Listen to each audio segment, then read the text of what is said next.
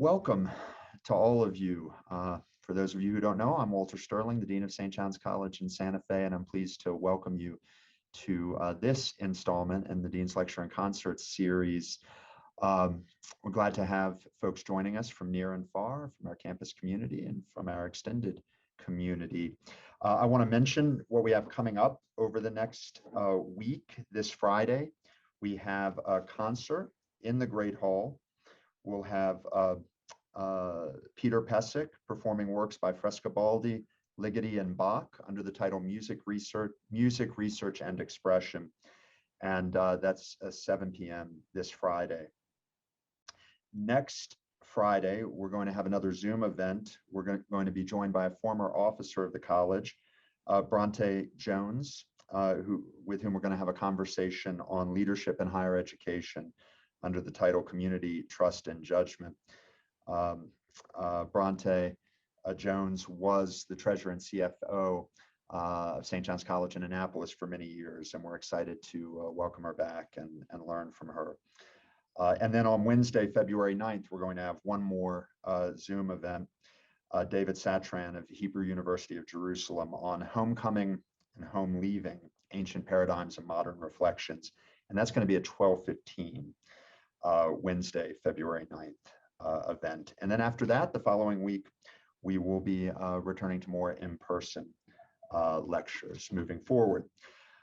We have a tradition here at our college of not introducing our own, and Mr. Walling is one of our own, but I want to welcome and thank my friend and colleague, Karl Walling, for offering this lecture today. Mr. Walling is a graduate of the college, and we are pleased and grateful to have him joining us this year as a visiting tutor at St. John's in Santa Fe, and he's co-leading a freshman seminar, which is quite germane to what we're going to be talking about today, with former dean and tutor Matt Davis. So thank you, Karl, and welcome. Just a couple of things before I hand it over. Mr. Walling is showing slides today, so just give folks a chance to absorb that. And if you are just listening, I'm sure you will make the most of it. But if you want to resituate yourself so that you can look at the slides, you could start doing that. At about an hour, when Mr. Walling finishes the lecture, we will take a 5-minute break and then have a question period, and that will be in a Zoom meeting. The link for that meeting went out everywhere that this link went out, but I'll also share it in the chat thread, and you could pop it open right as we're wrapping up. I think without further ado, Mr. Walling, I will hand the microphone to you. So everyone, please join me in welcoming Mr. Karl Walling, whose lecture today is titled Thucydides on Strategic Pathology, Tragedy, and the Sicilian Expedition. Well, thank you, Dean Sterling. I only tell this to close friends, but I'm a political scientist. It feels so good to be out. My title could be expressed in political science terms as pathology within Athens is the independent variable. Tragedy in Sicily is the dependent variable, and the downfall is the intervening variable, and the downfall of Athens is the dependent variable. So there's a kind of cause and effect approach in the title. I have to say that what you see often depends on where you look. When I first started studying Thucydides, I was very much in St. John's mode. I was thinking about virtue, justice, the common good, the best regime. But about 25 years ago, I started to go to conferences and meet strategists who study the Peloponnesian War. And sometimes I wondered whether we were reading the same book, because when I looked at things, I saw very different matters in the Peloponnesian War. Rather than get self-righteous, I said, this is really curious. These folks are seeing a whole lot of stuff I've never seen before. And I wanted to understand what they were doing. And that led me to get hired as a professor of strategy at the United States Naval War College, where I learned a lot that many might not see. I also have to say that when in Rome, do as the Romans do. After 25 years of working for the Department of Defense, I have learned that they do not give thoughtful reflections on a particular question or problem. Instead, they give PowerPoint briefings. And my approach today will borrow a little bit from that approach. Now, my lecture has two parts. The first concerns what strategists see in the Peloponnesian War, why they study it at all. The second has to do with the way in which Athenian strategy became pathological, especially during the Sicilian expedition. And I will present that as a tragedy in 5 acts. We have to have a common starting point. So I ask, what is strategy?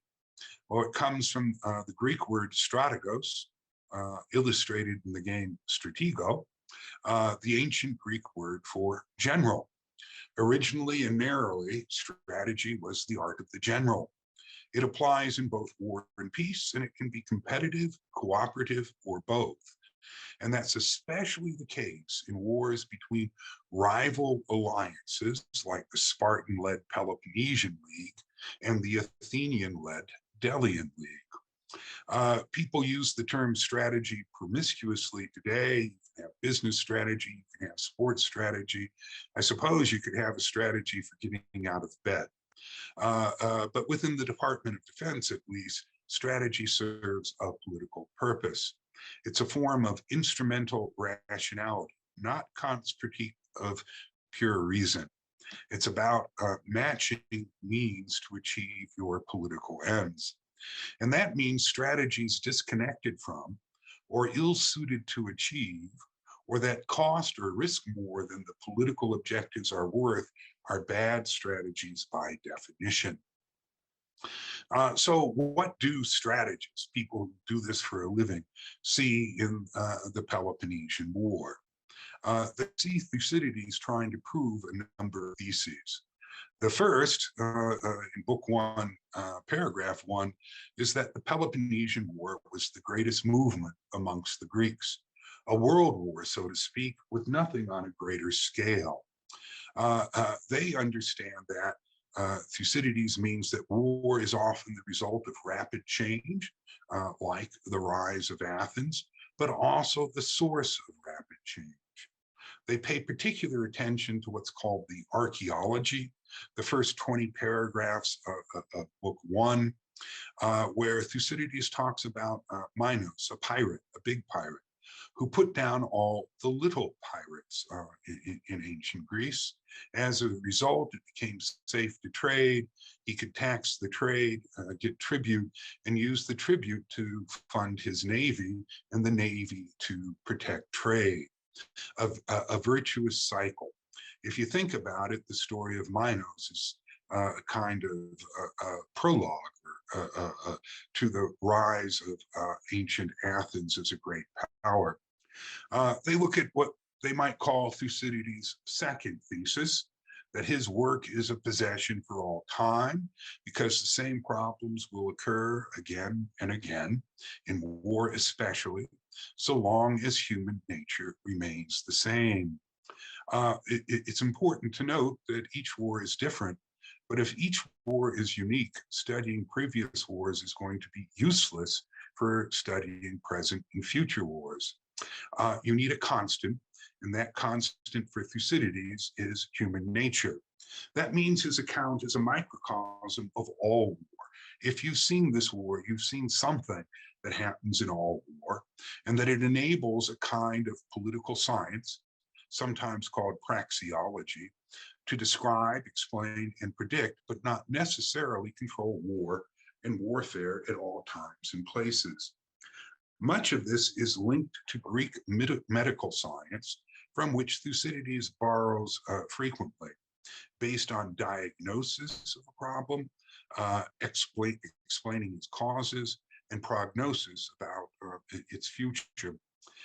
It's also the foundation of the case study method. Thucydides wrote the mother of all case studies on war. In that method, you don't want to understand merely what happened in the war, but the generic enduring problems that it might present for thinking about all war.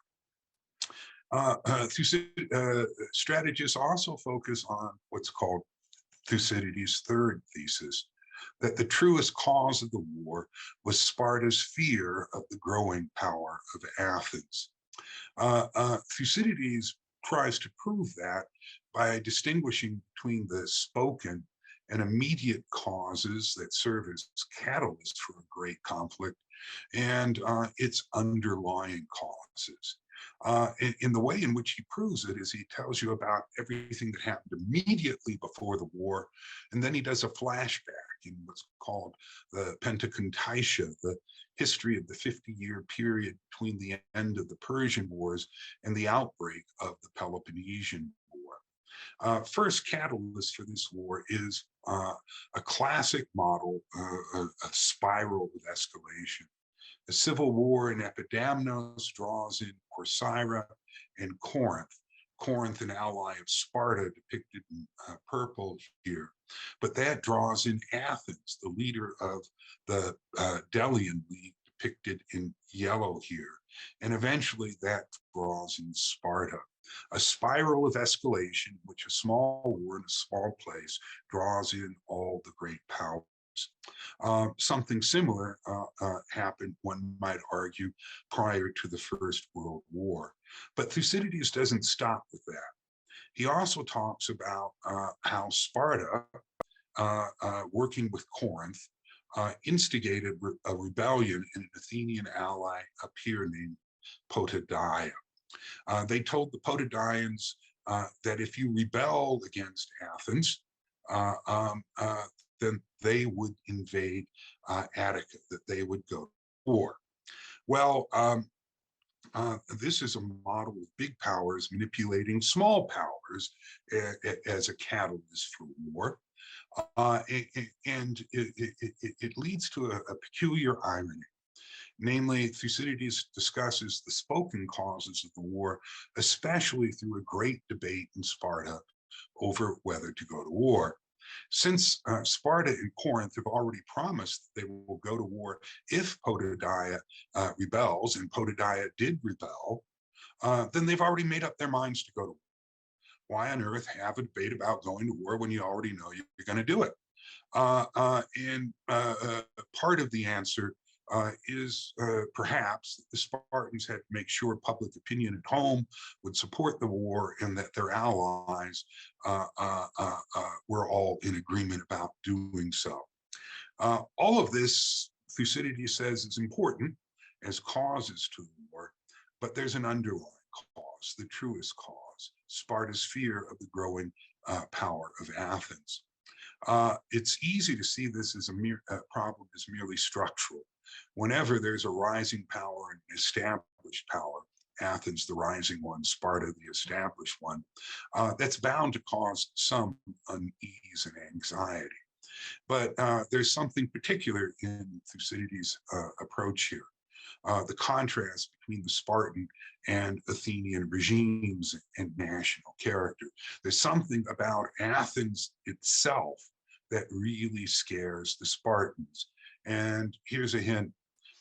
During the debate in Sparta, the Athenians say it has always been the law for the strong to rule the weak.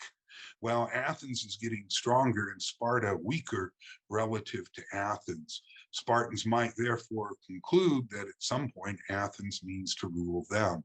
The Athenians meant to deter war, but comically and ironically, their strategy backfired. They provoked Sparta to go to war. Immediately after hearing the Athenian speech, the Spartans vote to go to war. Strategists also see something important, often neglected in accounts of this war, namely each side searched for pretext to justify it. There's a famous saying, the source of which is not completely clear, that truth is the first casualty of war. And sometimes it's a casualty even before war begins. In other words, both sides lied to justify going to war. Sparta said it was going to war to free the Greeks, But I think if you look carefully at the text, especially Corinth's threat to defect and leave Sparta alone unless it fulfills its promise to go to war, that Sparta is primarily concerned about preserving its alliances. And Pericles, the Athenian leader, sold the war to the Athenians as a defensive struggle, no appeasement. Do not give a mouse a cookie. You never know where that will lead. He sold it that way, but here's the problem. Prior to the war, the Athenians made an alliance with Corcyra. Corcyra had the third largest navy in all of Greece. And Corcyra is also on the sea route over to Sicily. Pericles, through diplomacy, is expanding the Athenian empire. He's trying to get the fruits of war without actually going to war. And the Spartans and the Corinthians are onto his game. They say, no way, Jose. The problem is they have to justify it by coming up with pretexts.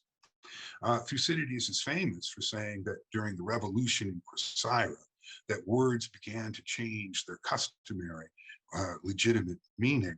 My suggestion to you is that particular disease, which is common to all war, began even before this war began.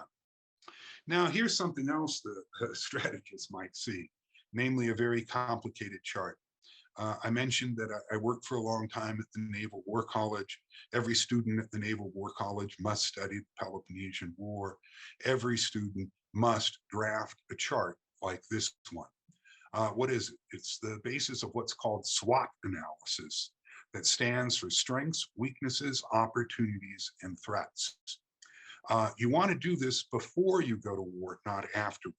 You want to understand your strengths and weaknesses beforehand, not learn the hard way. You can look at Pericles' first speech in book 1 and the first speech of Archidamus and get most of the elements of a SWOT analysis. Here's the principle, and I can't read all the details here, but most of you can have copies of my slides. Before you go to war, you want to understand your strengths. You want to understand your opponent's weaknesses.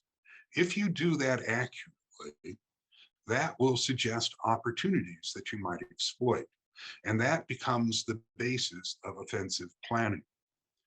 When you go to war, you want to pit, you also want to understand your opponent's strengths and your own weaknesses.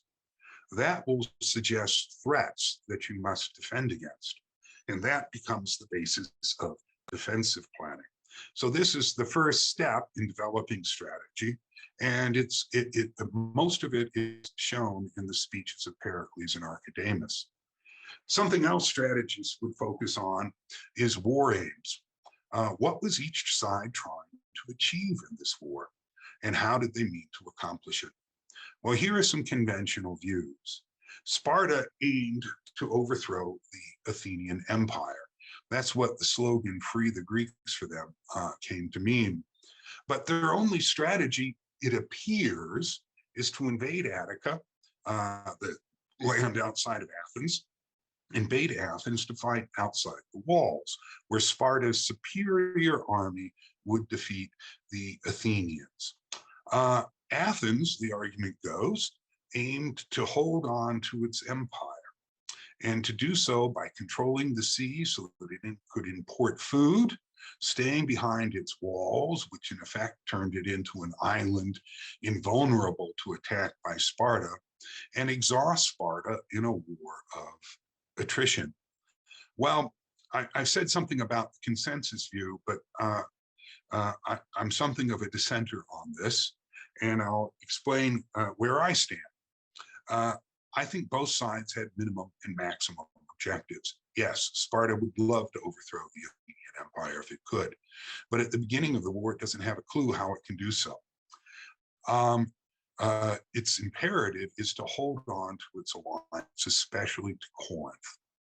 Pericles, yes, he wants to hold on to the Athenian Empire, but he makes clear in his third speech in book 2 that he hoped that Athens could turn the entire Mediterranean into an Athenian-dominated lake, that Athens might do unto the Mediterranean world what Rome did later. But, and this is very important, he's more cautious than his successors. They had to defeat Sparta first. At this moment, I should say, don't confuse strategy with mere military strategy. And what's called the dime paradigm helps explain strategies of both sides. What is the dime paradigm? It stands for the integration of diplomacy, information, military, and economic power. There are a few strategies worth their salt that don't integrate all four of these elements. And my students at the War College, they're all wearing uniforms that come back from combat. They're all thinking about strategy purely in military terms. And I tell them I'm going to slap them upside the face if they don't think outside that particular box. And here's why. If you drop the letter E from dime, that spells dim. A strategy without an economic component is dim. If you drop the letter M from dime, that spells die.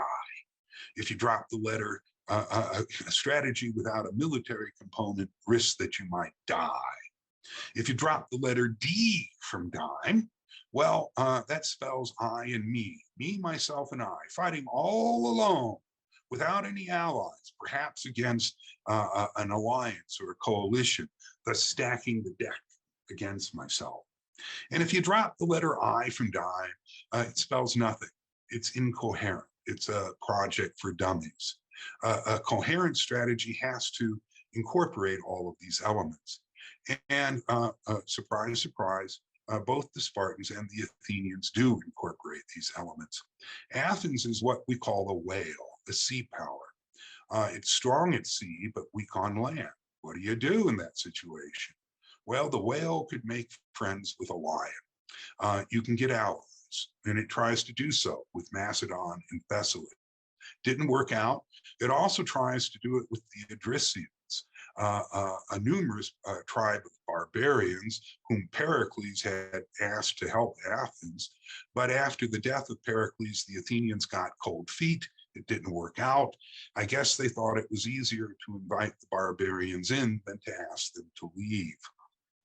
As for information, Pericles sold the war to the Athenians as a defensive struggle because Sparta started the war, and to some extent, he was maneuvering them into starting the war.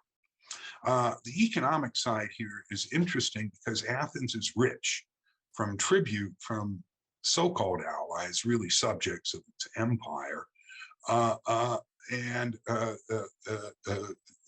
that would seem to give it an advantage, at least at the beginning. The problem is that navies are expensive, and the allies frequently want to rebel, and putting down the rebellions costs Athens a lot. And in order to pay for doing that, they have to raise the tribute, which makes people want to rebel again and again, a vicious cycle.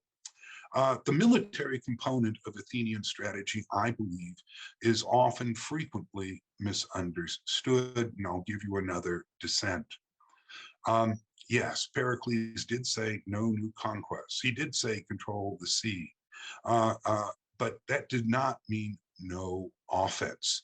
It is incorrect to say that the Athenians had a merely defensive strategy, and now I'm going to prove it on the map.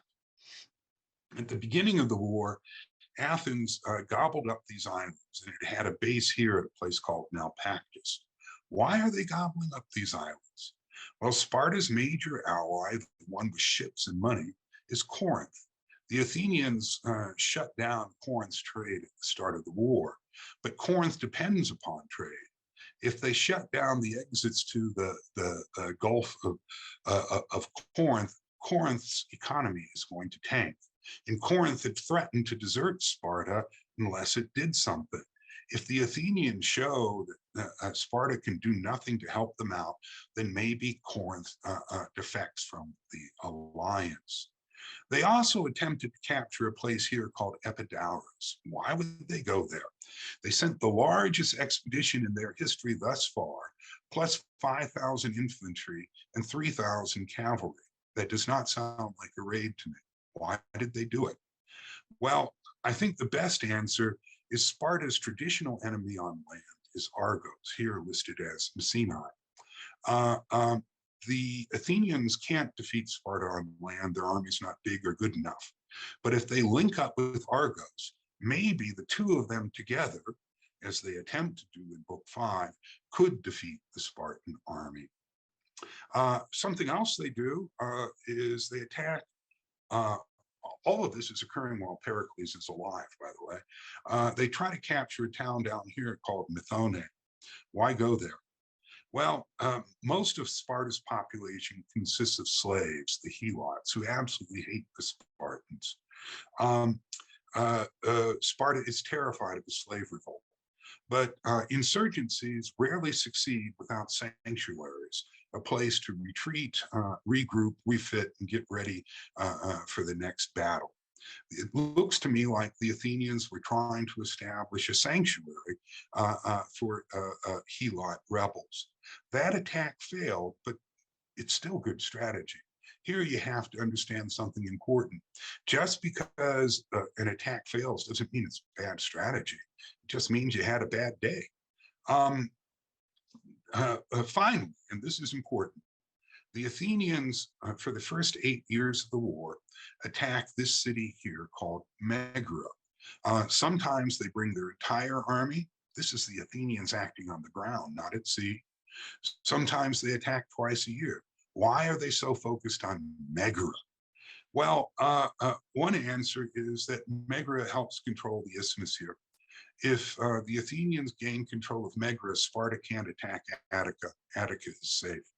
They also divide Sparta from its major ally here, Thebes, meaning the Athenians can defeat the Thebans before turning on the Spartans. And finally, they prevent Sparta, which has practically no navy at the start of the war, from getting anywhere in northern Greece. Megara was the boardwalk of this monopoly game. The Athenians attack it every year. Ironically, however, Thucydides doesn't tell us much about that. I'm not sure why. It may be he just told us, this is the central front of the war, don't forget it. But since nothing's happening there, he focused elsewhere. What about Sparta? Sparta is what we call an elephant. It's good on land, not good at sea. So what do? You compensate for your weaknesses. They tried, but failed to ally with the Sicilians, Italians, and Persians. They asked them for 500 ships. And this reveals the fundamental problem for Sparta in this war. It cannot win decisively unless it defeats Athens at sea, but it cannot defeat Athens at sea without foreign aid. Why? Because it's poor, really poor, and navies are expensive. The Spartans sold the war as a struggle to free all of Greece from Athenian tyranny. Nonetheless, Spartan morale in the war, they feel a little guilty about starting it, and it affects them. On the economic side, Sparta looks weaker than Athens, but that's a half truth. It does need money from allies if it's going to challenge Athens at sea. And lack of money limited Sparta's ability to sustain offensive operations. That's why they usually stay only a month or so in Attica and then they go home. They just can't afford it. But it really matters that Sparta, because of its slaves, was agriculturally self-sufficient and thus able to endure a long war, perhaps more able to do so than Athens. The military component, again, I'm going to say it's misunderstood. The Spartans invaded Attica every year for the first 8 years of the war. Well, why do they do that? One answer is they want to bait the Athenians into fighting them on land. They came close to succeeding once in a while, but the Athenians decide not to come out. What's the point of building walls if you fight outside them? So they fail. It looks like they're vindicating Einstein's definition of stupidity as trying the same thing over and over again and expecting a different result.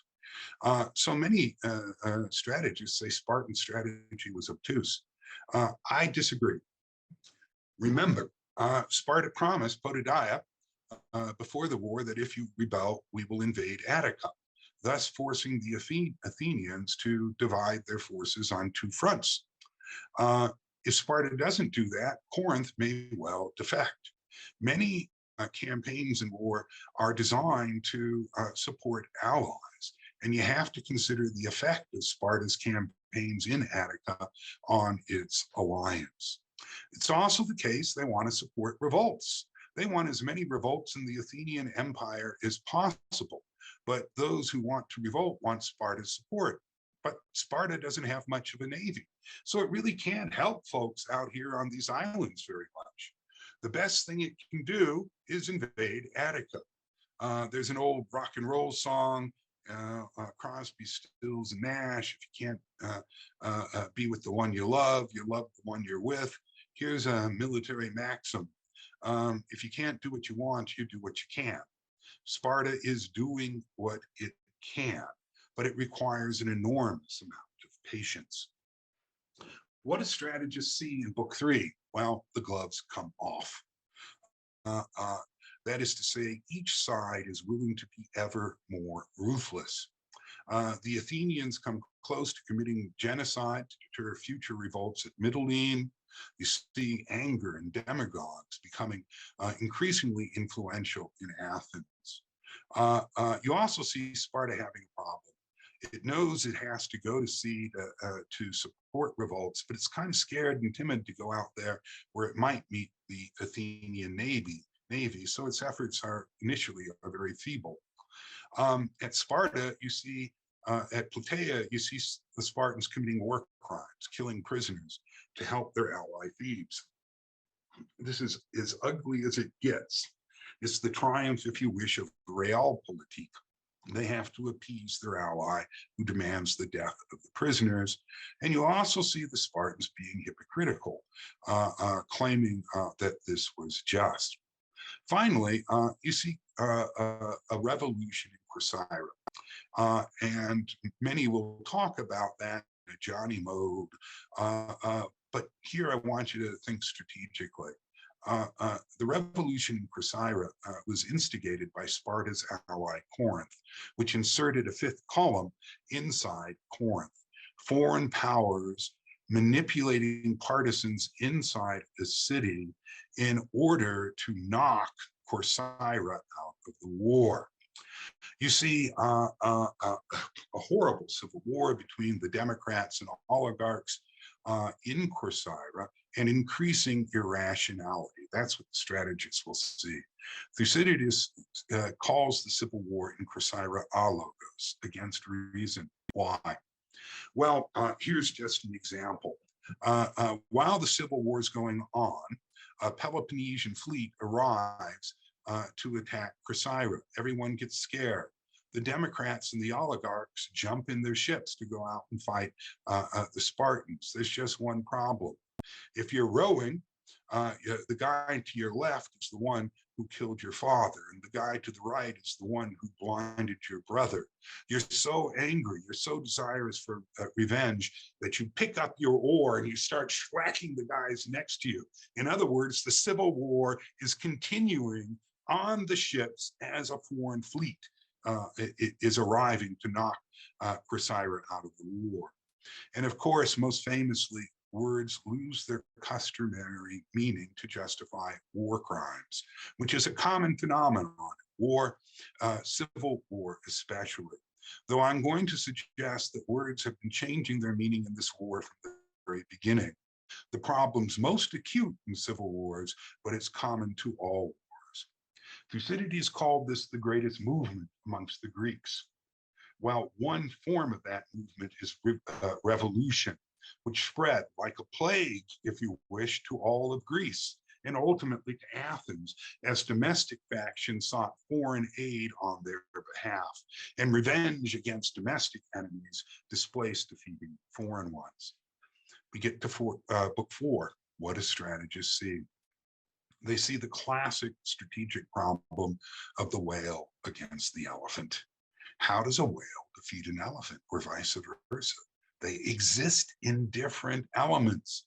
As a result, it's extremely difficult for either to gain leverage over the other. And doing so requires a great deal of innovation. And you get two innovative leaders in book 4. The first is the Athenian general Demosthenes, who achieved a stunning victory over the Spartans at Pylos. Why did he go to Pylos? Because this is Helotville. This is where all the Helots live. He wanted to inspire a slave revolt. Nothing could terrify the Spartans more. In addition to establishing a base there that could support an insurgency, he got really lucky. And he's also very smart. He captured a Spartan garrison on this island here, Sacteria.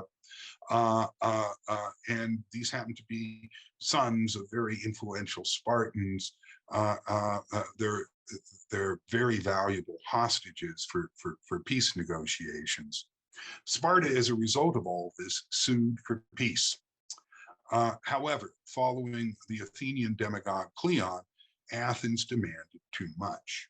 Now, many are aware of that phrase, pleonexia, grasping for too much, but I want to give some content, some strategic content to what it was that Cleon was asking for.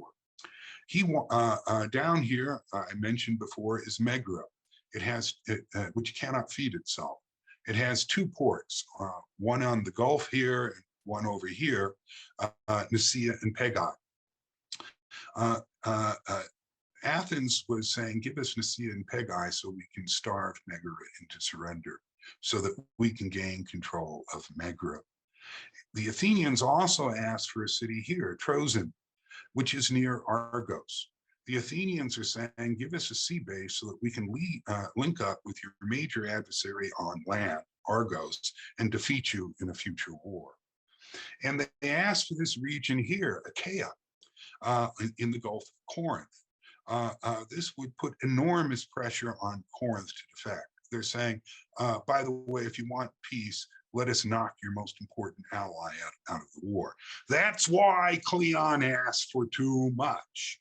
Well, the peace efforts fail. The Spartans say, look, we want peace, but we're not going to commit suicide to achieve it. Many say this was a squandered opportunity for Athens to win the war. Why? It could have lowered its demands. Could have said, all right, we'll give up on Troezen. We'll give up on Achaia, but we want Nicaea and Pegae. You want your prisoners back. You want the insurgency to stop. Give us Nicaea and Pegae. And if they had done that, it would have changed the entire nature of the game. Well, the Spartans are down. They're like Tom Brady in the Super Bowl against the Atlanta Falcons, down by 24 points at the beginning of the third quarter. What are they going to do? They have to get some leverage. They have to get something that they can trade with the Athenians. So under the brilliant Spartan general Brasidas, they begin a campaign in northern Greece to incite rebellions. They can't get there by sea, but part of the Athenian Empire is reachable by land, and they incite a rebellion one by one in all these cities, especially Amphipolis. And that raises the cost of the war for Athens substantially. Meanwhile, the Athenians got overextended and were defeated by Sparta's ally Thebes at Delium. As a result, the Athenians had a change of heart. Whoa, maybe we did ask for too much. And they asked for a one-year armistice preliminary to general peace negotiations. What do strategists see in Book 5, The Failed Peace of Nicias? Though it's important to understand why it failed. This is another chart that students at a war college have to fill out every time they deal with a peace negotiation. There are 3 questions they must answer. They're not the only questions you try to answer before you end a war, but if you don't ask them, you're likely to get into trouble. The first is, how far do you go militarily? You can go too far and become weaker, overextended, or you can stop short, leaving your opponent in a position to continue a war. The second is, what do you demand to settle for at the negotiations? Again, you can ask for too much, as Cleon did. and wind up strengthening your opponent's will to resist. Or you can ask for too little. And then there's this big question: who's going to enforce the peace and how? Peace is not self-enforcing. You have to ask what's going to sustain the peace after everybody has signed the treaty. I think you can see this much in the Peace of Nicias. Athenian bargain leverage had declined because of the campaigns of Brasidas, and Spartan bargaining leverage had increased. As a result, the Athenians lowered their political demands to the return of Amphipolis and other cities Sparta had captured. And Sparta also lowered its political demands. It's no longer talking about freeing the Greeks. In fact, Sparta's going to betray a whole bunch of Greeks to get its prisoners back. It just wants the prisoners and the Athenians out of Pylos. Who's going to enforce it? Well, originally it was going to be oaths to the gods. That's something to rely upon, oaths to the gods, and a rough balance of power. But here's the problem. Sparta betrayed its allies in order to get the peace. The allies said, well, fungu, Sparta, if you're not going to help us, we're not going to stand by you. And they defected from Sparta and formed their own alliance systems. Who won the first part of this war?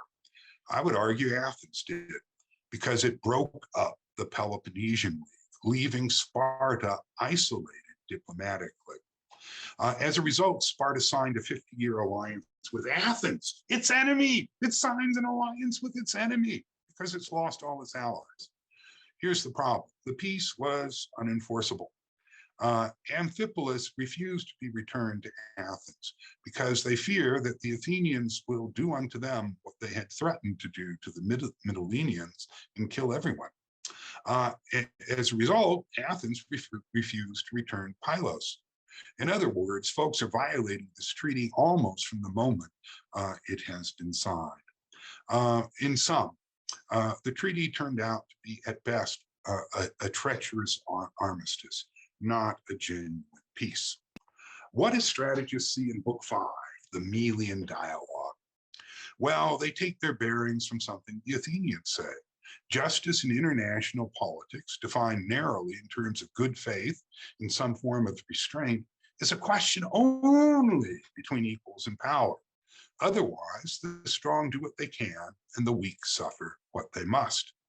This turns out to be the foundation of classical realism, which is the foundation of the discipline of international relations. It's based on this premise that the international system is anarchic. That doesn't mean chaotic. It simply means that when you're in trouble and you dial 911 and ask for help from the Spartans or the gods or anybody else, frequently there's no one on the other end of the line. You're all alone. The international system is a self-help system. And that means that if you do not want to suffer the fate of Melos, you have to be strong. But one state's effort to provide for its own security threatens another state's, causing what's called a security dilemma, which leads to arms races, escalation, and war. And from that, you could get to an explanation of why the fear of the growing power of Athens led Sparta to go to war. Significantly, strategists usually don't pay much attention to justice in the dialogue. They tend to assume that the Athenians were right about how the world works. The strong do what they can, so it's always better to be strong. Well, that brings me to the second part of my lecture today on strategic pathology and the Sicilian expedition. Why did Thucydides place the Melian dialogue immediately before his account of the Sicilian expedition? After all, there are at least a half dozen other atrocities that he could have discussed. Why did he pick this moment to discuss that particular atrocity? Well, among many other things, I suggest the dialogue is meant to reveal the state of mind of Athenians at this stage of the struggle. They accepted no limits, moral, political, or strategic, on their ambitions. We can think a bit about Greek tragedy here and the problem of hubris that may lead to irrational decisions on the part of the protagonist. And these can result in a reversal of fortune, that is, the protagonist's self-destruction. Now, Greek tragedians often explain these reversals as punishments from the gods, but Thucydides barely hides his skepticism about the Greek gods. I would suggest that Thucydides has a more naturalistic view of tragedy, that the tragedy of Athens occurred because it was becoming increasingly hubristic, which led others to balance against it, and Athens to overextend itself in a peripheral theater, Sicily. And that brings me to my thesis for the second part of this lecture. As demonstrated by his accounts of the plague and the civil war in Corcyra, Thucydides was a pathologist, a student of political disease. And he is borrowing language and ways of thinking from Greek medical science, diagnosis, explanation, and prognosis about the various diseases rooted in human nature, but aggravated by war and partisan struggle within democracies that can lead policy and strategy to become ever more irrational. And he's using tropes from Greek tragedy to highlight the danger of these diseases. The diseases, by the way, show up most in the speeches when words had to change their ordinary meaning. And here I would suggest he's also planting a seed. And at this point, I hope everyone understands what I'm doing. I started off talking about what strategists think and how that was a shock to me coming out of St. John's. Well, now I'm going to try to synthesize strategy with some of the approaches more common at St. John's. I think Thucydides throughout the book is forcing us to ask whether the empire was truly good for Athens. Did it really add to their security, to their glory? It made them rich for a while, but they're going to become bankrupt at the end. And it's going to cause terrible problems for their democracy. The Athenians justify everything in terms of, well, the goodness of empire. But maybe the empire wasn't good at all. Maybe it wasn't good for Athens. Well, I'll approach this with a flashback to Book 2, Thucydides' view of why Athens lost the war. If you want to know why Athens lost the war, Thucydides tells you in Book 2, paragraph 65. After the death of Pericles, Thucydides noted that partisan leaders in Athens wound up committing even the conduct of state affairs to the whims of the multitude, producing a host of blunders, amongst them the Sicilian expedition, with partisans in Athens quarreling so much amongst themselves that they paralyzed operations in the field and introduced civil discord at home. I read that as Thucydides saying you cannot understand why Athens lost in Sicily without attention to partisan conflict in Athens. Now, despite the disaster in Sicily, Athens held out for another 10 years because of its great wealth and power, which were more than sufficient, Thucydides says, to defeat the unaided forces of the Peloponnesians. What does that mean? Sparta was so poor that it could never generate a navy strong enough to defeat Athens. The only way Sparta can defeat Athens is to defeat it at sea. But until the Athenians threw away half of their army and navy, no foreign power is going to be willing to help Sparta. In the defeat in Sicily is what triggers Persian intervention that enables Sparta to become a sea power and defeat Athens. And that means the Athenians self-destructed. Well, let the play begin. And I'll start with the Athenian obsession with Sicily.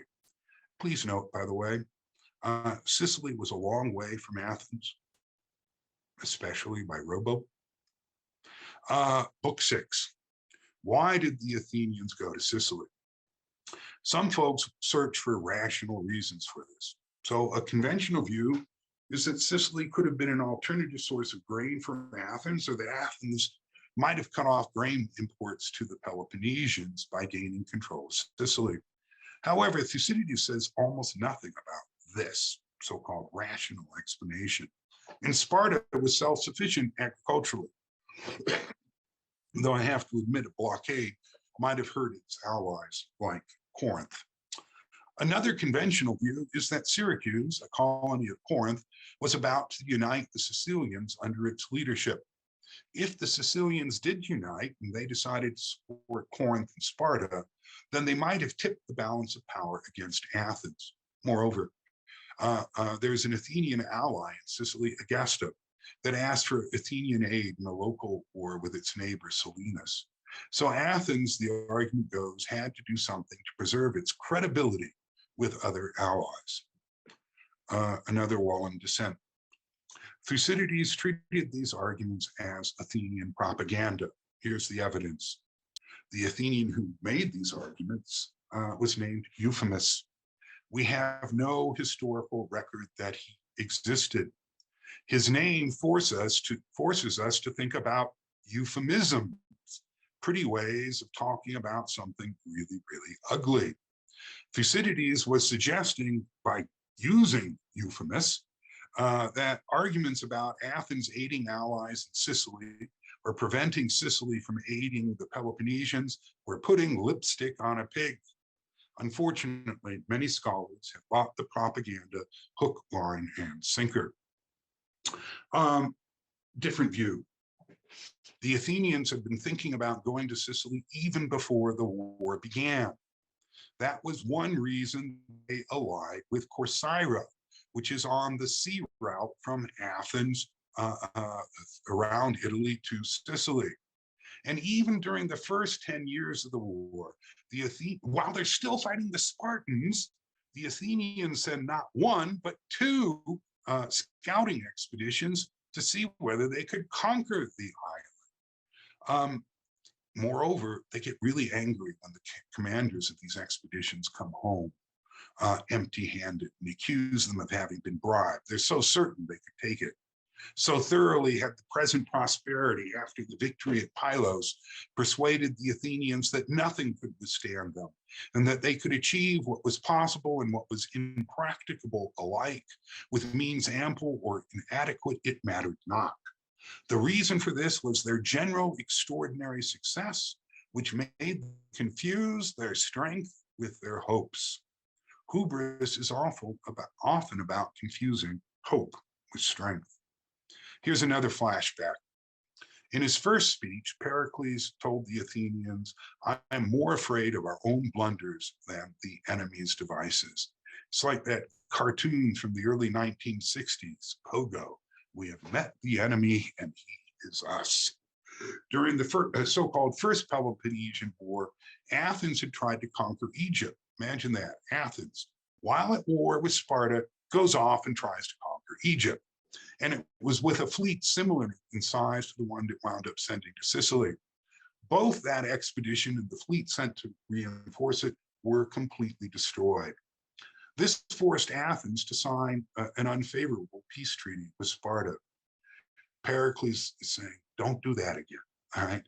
Don't do that again. That was a real mistake. This does not mean he was against expanding the empire. That was a major reason to ally with Corcyra. He did dream of turning the Mediterranean into an Athenian lake, but for him, timing mattered. In particular, he advised against expanding the empire until Sparta and the Peloponnesians had been defeated decisively, and that had not yet happened. Here I have to talk about deception in time of war. The unstable peace of Nicias gave Athenians some time to recover, although it hardly seemed worth the paper it was written on. The Athenians could say, well, technically, we fulfilled Pericles' advice. We're at peace with Sparta. We're not risking a multi-front war, so it's safe to go to Sicily.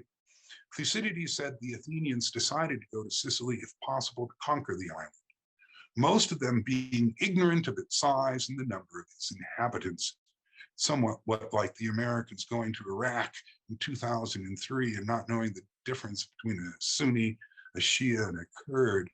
The Athenians, they know that Sicily is an island, They've just beaten up on a tiny island, Melos, but they have no idea, most of them, that Sicily is as big as Attica and the Peloponnesus combined. The pretext for the expedition was the request of Egesta, an ally of Athens, for its local war against Selinus. The Egestaeans promised to pay for the expedition. The Athenians say, "Show me the money. Show me the money." And they send a fact-finding expedition to Egesta to see whether they really pay for it. Without going into the comic details, suffice it to say the Egestaeans deceived the Athenians. The Athenians came back and said to their, the fact finders came back and said to the Athenians, "These guys are as rich as Midas. At least they can certainly pay for it." Why did they fall for this deception? Well, I think it's because they desperately wanted to believe the expedition would be cost-free. Egesta fed Athenians false information, feeding their most passionate hopes and desires, and a sucker is born every day. Well, Act 2, the debate in Athens prior to the expedition. Thinking the expedition would cost little or nothing, the Athenians, egged on by a young and rising Athenian leader, Alcibiades, voted to send an expedition to Sicily. It would have 60 triremes, ships, but no infantry, and carry just a month's pay because, after all, Egesta was supposed to pay for it. Please note, the two previous expeditions Athens had sent to Sicily had the same number of ships, but came home empty-handed. Why would anyone think this third expedition would do any better?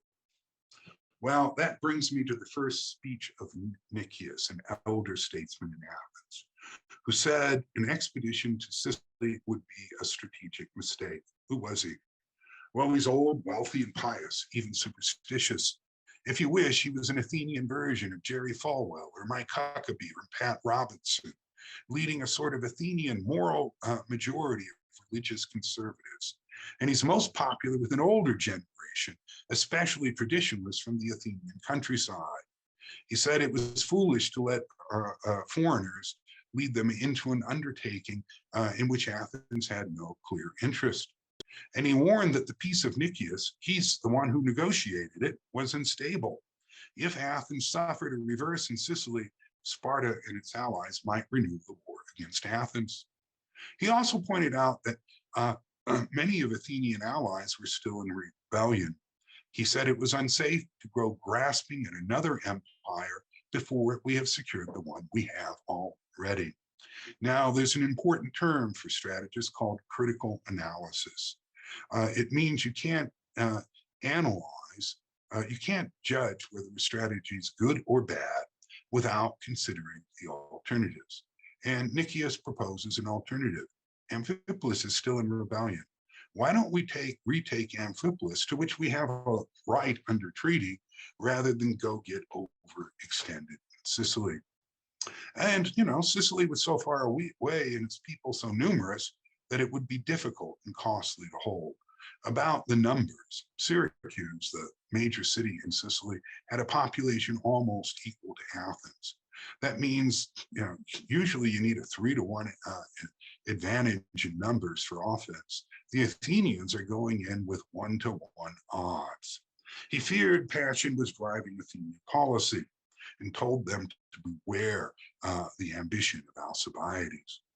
Well, Alcibiades ain't going to take no guff from that old fuddy-duddy man. And he stands up. But you have to understand that the debate over going to Sicily was partly a conflict between different generations of Athenians. Alcibiades was young, wealthy, handsome. He's a ward of Pericles, a frat boy, and a party animal.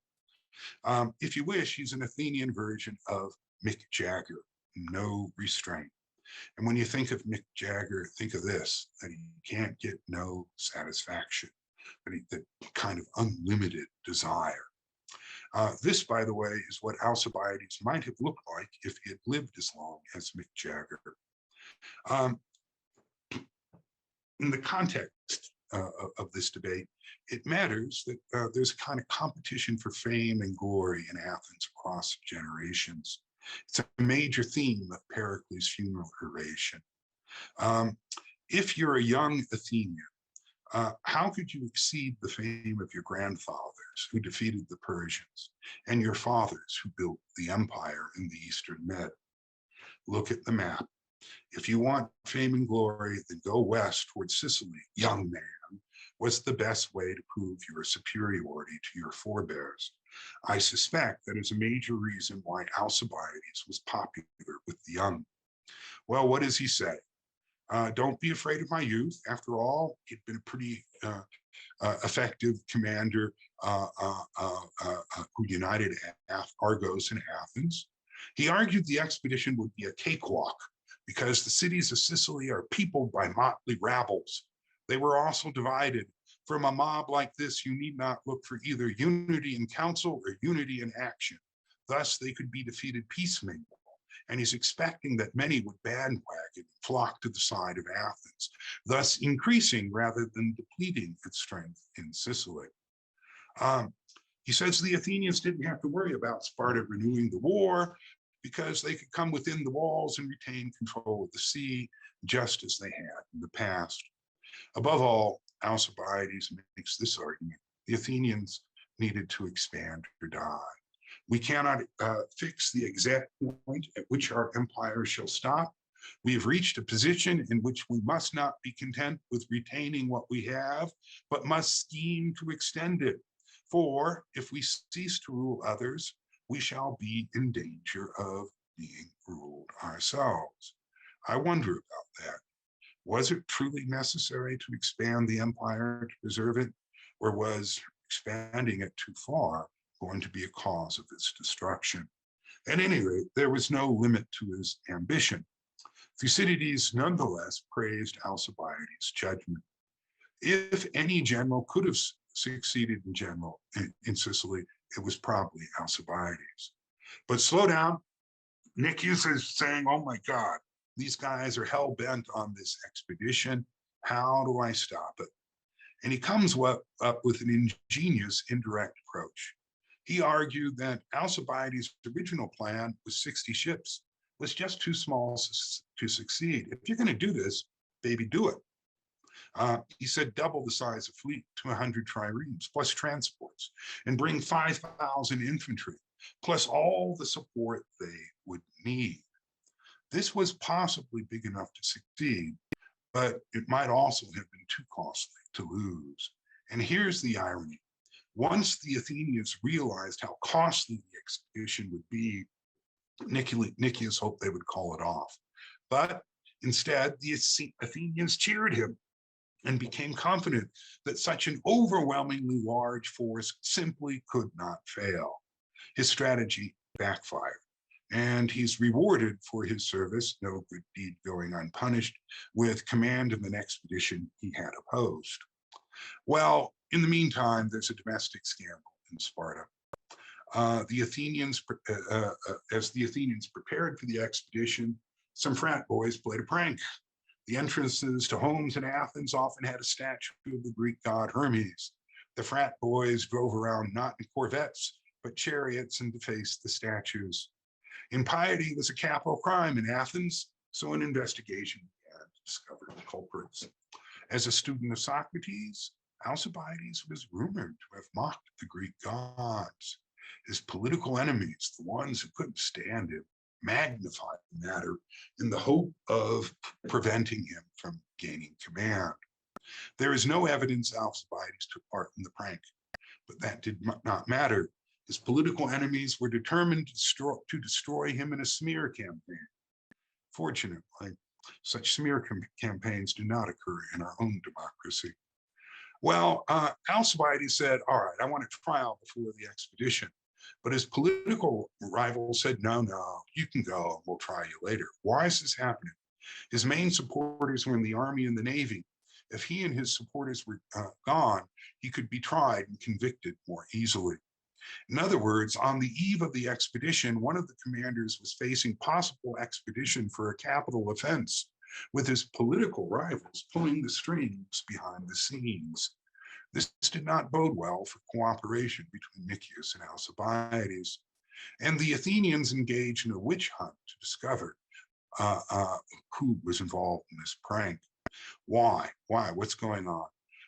Alcibiades' rivals planted stories that the prank was part of a plot to overthrow the Athenian democracy, with Alcibiades as a tyrant. So to save Athenian democracy, they believed they had to take the most ruthless measures against suspected conspirators. Here, I want to address the state of mind of the Athenians on the eve of the expedition. Everyone fell in love with the enterprise. The word there is eros. The older men thought they would be safe. The young had a longing for foreign sights and spectacles, and the working class dreamed of a supply of a never-ending fund to pay for the future. What's going on here? It's partly greed. Row, row, row your boat. Poor Athenians made a living as rowers in the Navy. The more active the Navy is, the more pay they get. For them, the expedition was all about jobs, jobs, jobs. The navalist mob and the Athenian military-industrial complex produced an engine of expansion, supported by the most democratic part of Athens. And then there's glory and adventure. For the Athenians, in the language of Star Trek, they would go where no Athenian had gone before. It's hard to describe this as a rational calculus of war. Act 3, strategic debate amongst the commanders. You have to relate Athenian domestic politics to quarrel and indecision amongst the commanders of the expedition. Begins with unclear objectives. The generals were given orders to do as they judged best for the interest of Athens. But said Clausewitz, no one goes to war, or no one in his senses does, without first being clear what it is they want to accomplish and how. The Athenians aren't clear what they want to do. And in essence, they were delegating not merely strategic, but policy-making authority to the commanders. Who were they? Nicias, Alcibiades, and one of my favorite generals, an old experienced general, Lamachus. Why did they divide the command? Usually that's a bad idea. Why did the Athenians do it? Well, historically, because that had been a tradition when Athens was divided into 10 tribes. But over time, it was an insurance policy against any general gaining too much power. So the Athenians balanced Nicias, whom they trusted to be loyal to the democracy, against Alcibiades, whose loyalty was suspect, and Lamachus, whom they thought would be most effective. In essence, if you think about it, they were sending Jerry Falwell to babysit Mick Jagger, and that's hilarious. In practice, this meant Athens exported its domestic partisan divisions in command of the Sicilian expedition, meaning the domestic conflicts will produce conflict amongst the commanders. Each commander had a different plan. Said Nicias, he says, all right, we'll go. We'll go to the guest. If it has money, he already knows they can't pay for it. And as soon as we know they don't have money, we'll go home quickly because we want to get out of here before we're in any kind of trouble, an effort to limit liability. Alcibiades says, are you crazy? I staked everything on this. We're going and we're going hard. And he says, what we'll do is, we'll move on Sicily and we'll build a coalition of Sicilian cities. And then we'll advance on Syracuse and knock it out of the war. Lamachus says, Alcibiades' plan's way too complex. Keep it simple, stupid. Let's go straight to Syracuse, shock and awe, baby. We'll knock them out before they are prepared. Whose plan was best? I would argue Lamachus's if Syracuse was the objective. But remember, the Athenians haven't figured out what the objective is. And we have to think about more than battles to decide whether the Sicilian expedition made strategic sense. My old division, the 3rd Infantry, overthrew Saddam Hussein in Baghdad in 2003. I rooted for them all the way. Here's the problem. They had a great plan for a campaign, a battle, but nobody asked the question, what do we do the day afterwards? And then Iraq fell into chaos. So what if the Athenians took Syracuse? What might happen the day after? What about the rest of Sicily? What if the cities united against Athens? What if Carthage intervened? Oh, Carthage matters. It's down south of Sicily. It's a sea power. It's much closer to Sicily than Athens. The Carthaginians are not going to be happy to see Athens in Sicily. What if Carthage intervened? What if Athens had to fight other cities in Carthage at the same time? Even if Athens had won at Syracuse, would it have been overextended? How was it going to maintain its conquest? Would Sparta intervene? Would the Athenians have invited a multi-front war? Could the Athenians have held what they conquered? Would holding on have been worth the cost? If your answer to these, if no, I think you'd have to say that the big strategic mistake was deciding to go to Sicily in the first place. All right. While this debate is going on, which is going to squander a lot of time while Syracuse is learning that the Athenians are coming and getting prepared, Alcibiades' enemies summoned him home from Sicily to face trial for impiety. He knew he would not get a fair trial at the hands of his enemies, so on the voyage home, he defected to Sparta and demanded an audience with his leaders. He turned traitor. He revealed that the expedition was part of a grand strategy to subdue Italy, Sicily, and Carthage, and then turn around to destroy Sparta in the Peloponnesian League, so that Athens could rule the whole of the Hellenic world. He told the Spartans, if you want to stop this, you have to aid Syracuse immediately, and you have to invade Attica. But this time, don't stick and move, stick and stay. Build a fort at Desolea. Cut the Athenians off from their farms and tie them down in a multi-front war. In the meantime, he got into trouble for sleeping with the Spartan king's wife. Plutarch says he boasted that he wanted the future kings of Sparta to be descended from the greatest of the Athenians. What does that say about this guy? The Spartan king wasn't pleased when his wife gave birth during his deployment, didn't want any Jodies around, and so Alcibiades had to flee to Persia. Alcibiades was a serial traitor who usually gave good advice promiscuously, you might say, to everyone, Athenians, Spartans, and Persians alike. Please note, he told the Persians to let Athens and Sparta wear themselves out so that they would be vulnerable to conquest by Persia.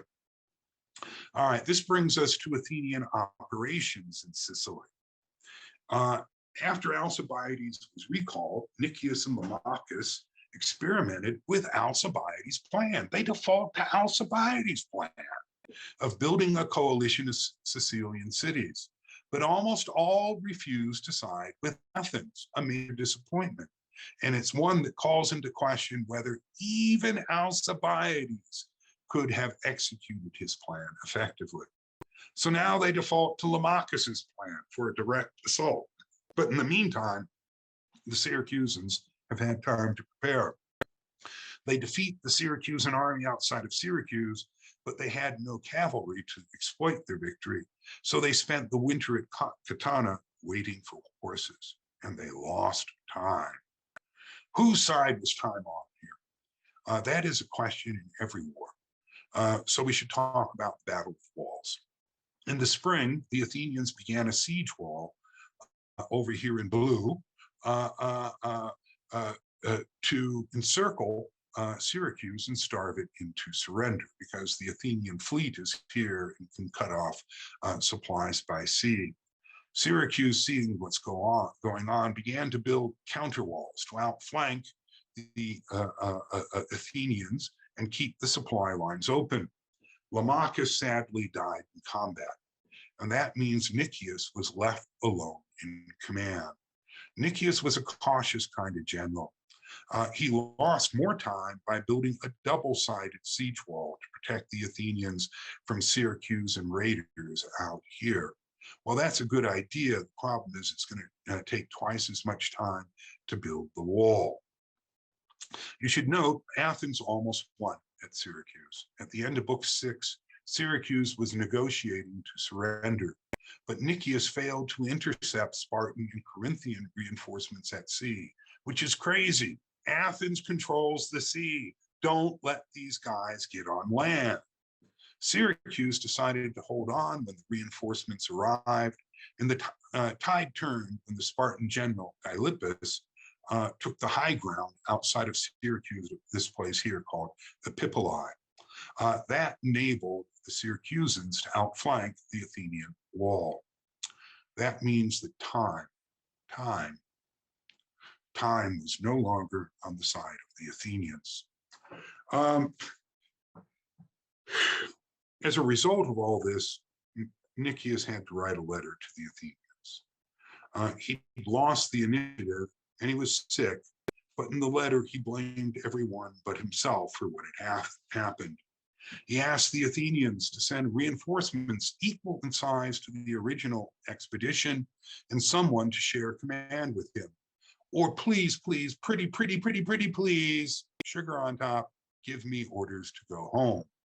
This was a backhanded way of asking to be relieved of responsibility and requesting recall of the entire expedition. He failed to tell the truth.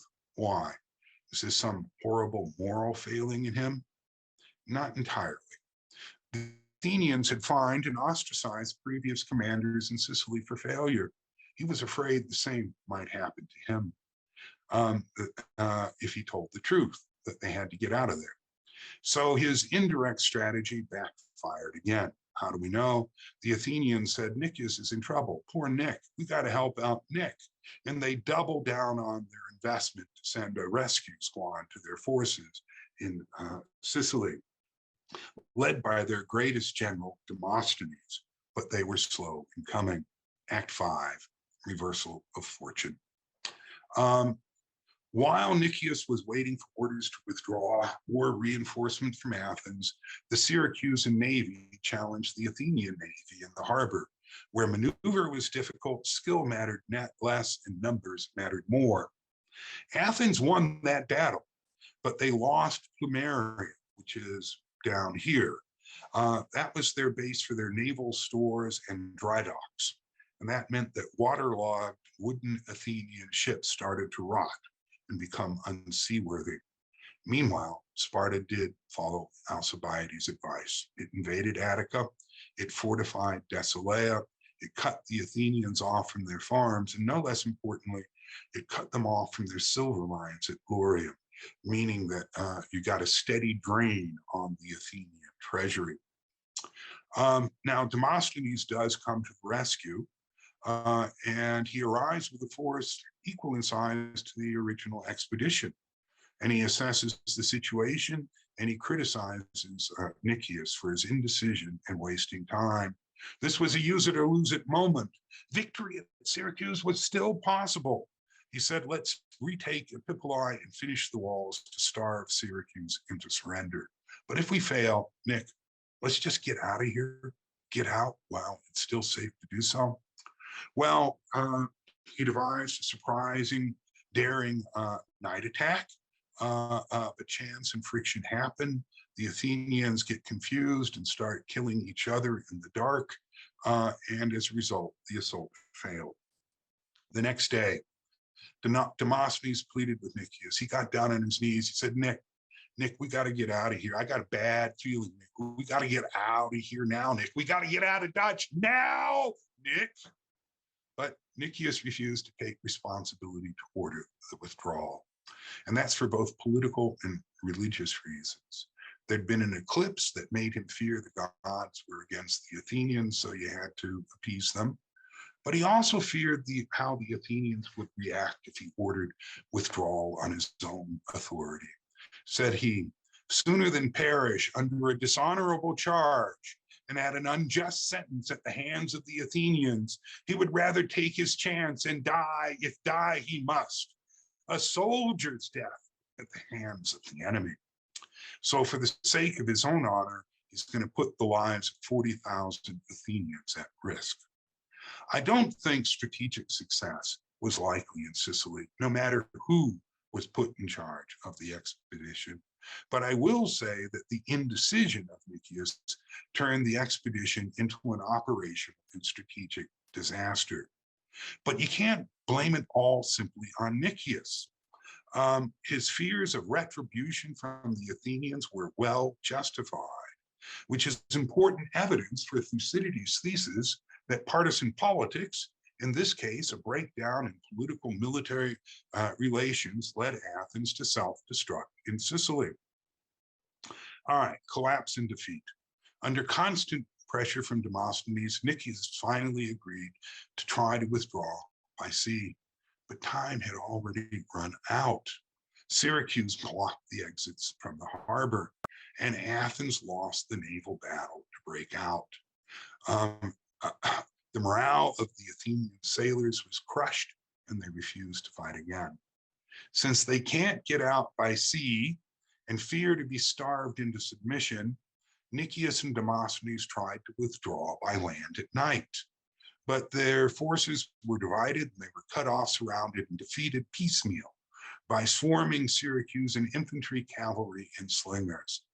40,000 Athenians and allies were either killed or starved and worked to death as slaves in Syracusan quarries. Said Thucydides, they were beaten at all points and all together. All that they suffered was great. They were destroyed, as the saying is, with a total destruction. Their fleet, their army, everything was destroyed, and few out of many returned home. Such were the events in Sicily. I have an epilogue to my talk today, but I think I'm going to stop here and raise the question to you all about how the defeat in Sicily is related to the ultimate downfall of Athens. I'm going to save that for the question period rather than speak any further. Well, okay, I'll just ask a sort of strategic question. You, Mr. Walling, proposed that Pericles' plan was to turn the entire Mediterranean into an Athenian lake. But then what you said, as the Sicilian expedition came up, that it's really dubious that Athens could ever have held on to any such conquest. So does that mean Pericles lacked foresight or a real strategic analysis of the limits of Athenian strength, or what?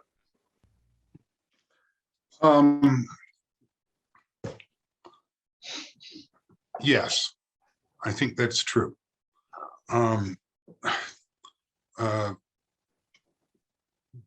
There are complicated dimensions to this. You saw that I quoted from 263 or 64, where he is trying to buck up Athenian morale during the plague.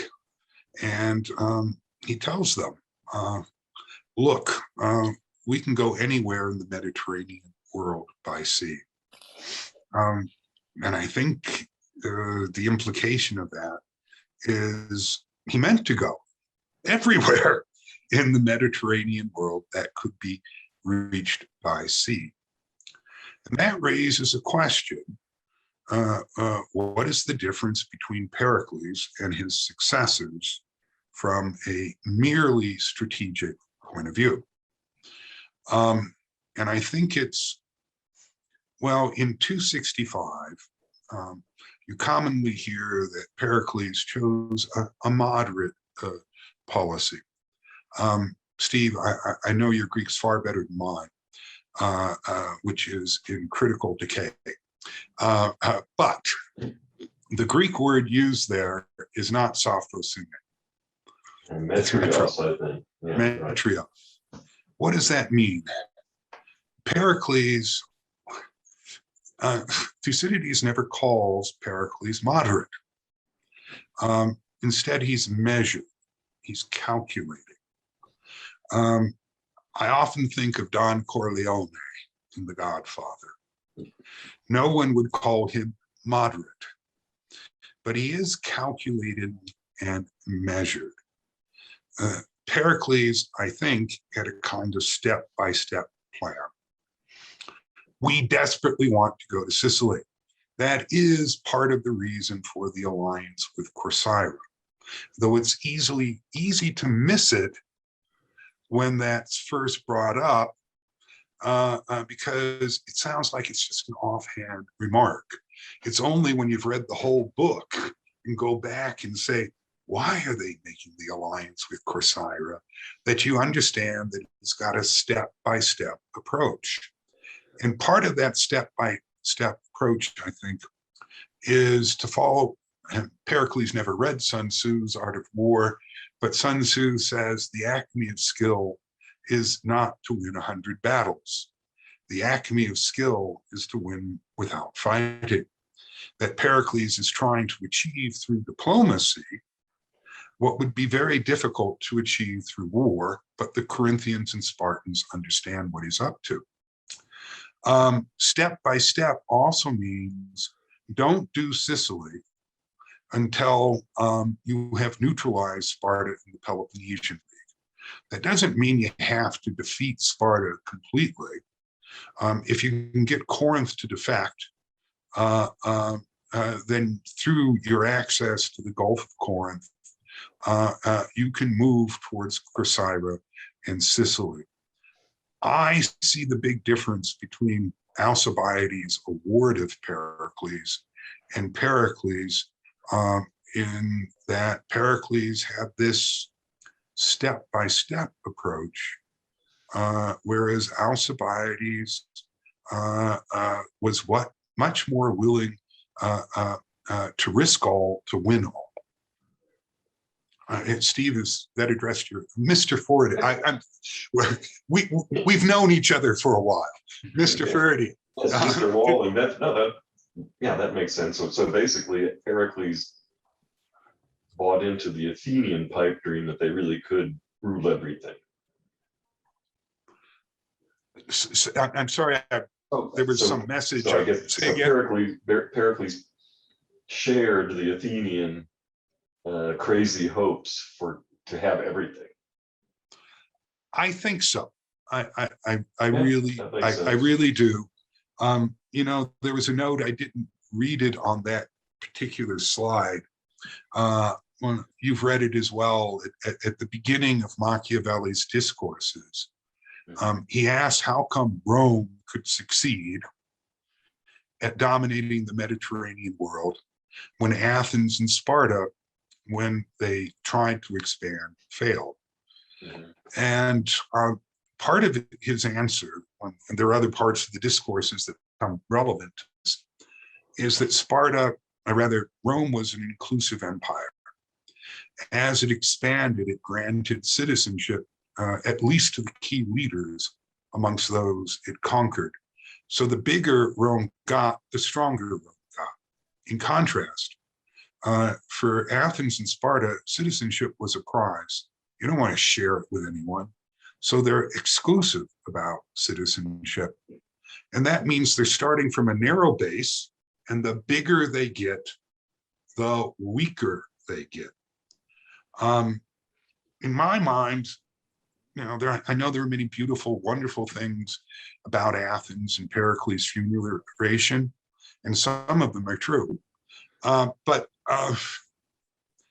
I can't help thinking that Pericles was something of a political utopian. And I think that's one of the reasons why the account of the plague occurs immediately after the funeral oration, to show something about his utopian vision.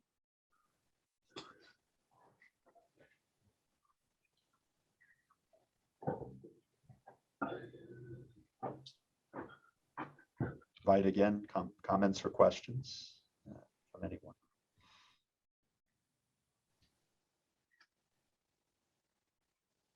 Okay, I'll go. So I meant to ask you this question in seminar last What day is this? Last Monday. Right. Last Monday, Carl. Sorry, Mr. Walling and Mr. Ferdy and Mr. Sterling. I meant I meant to ask you this question on Monday when because we talked about you presented quite well in the lecture that the Thucydides' juxtaposition of things is very telling. It tells us a lot about the ways that he's thinking about things. So the juxtaposition, for example, of the Melian dialogue in the beginning of the Sicilian expedition, as well as, for example, the end of Pericles' funeral oration and the beginning of the plague, for example, as you pointed out in seminar a couple of times, if there had been a day in between or something like that, that's what it seemed like, and so on. But he obviously puts the events together to help us think about them. And so I was wondering about this with regard to the transition from the Melian dialogue to the Sicilian expedition, because one of the things that we discussed on Monday was the fact that there's a new archaeology there of Sicily that takes us back to the beginning of the book, in a way, takes us back to that first archaeology and reminds us of that. One of the things that you pointed out about that seemed to me true was that there is an archaeology that's being offered of another rising people, one could say, of Sicily, of a place that could turn out to be another Athens in a way, could turn out to be another freedom-loving place, is in some ways that, and so on. And so that would be a reason for repeating the archaeology. I was wondering too, about the following thing, about somehow still trying to understand the full extent of the transition that goes on there. Does book 6 strike you in any way, Mr. Walling, as kind of a new beginning of the book? Yes. Does the Melian dialogue, in other words, my question is, I don't know the answer, but it certainly occurred to me when we were talking about it the other night. Does it seem like there's a that the Melian dialogue represents a kind of end, surely one that's going to be taken up in some ways in what happens in the with regard to the movement towards the Sicilian expedition and things like that, but at the same time represents a kind of end, and that somehow book 6 begins, there's a kind of new beginning there? Yeah, sorry, that's it. Yes, I do think it could, and in many ways should be read that way. The issue is, what kind of new beginning is it? And in our seminar, more than a few students noticed that, the Athenians sure sound like the Persians in Herodotus. And I thought that was right. I thought they were right. Go ahead.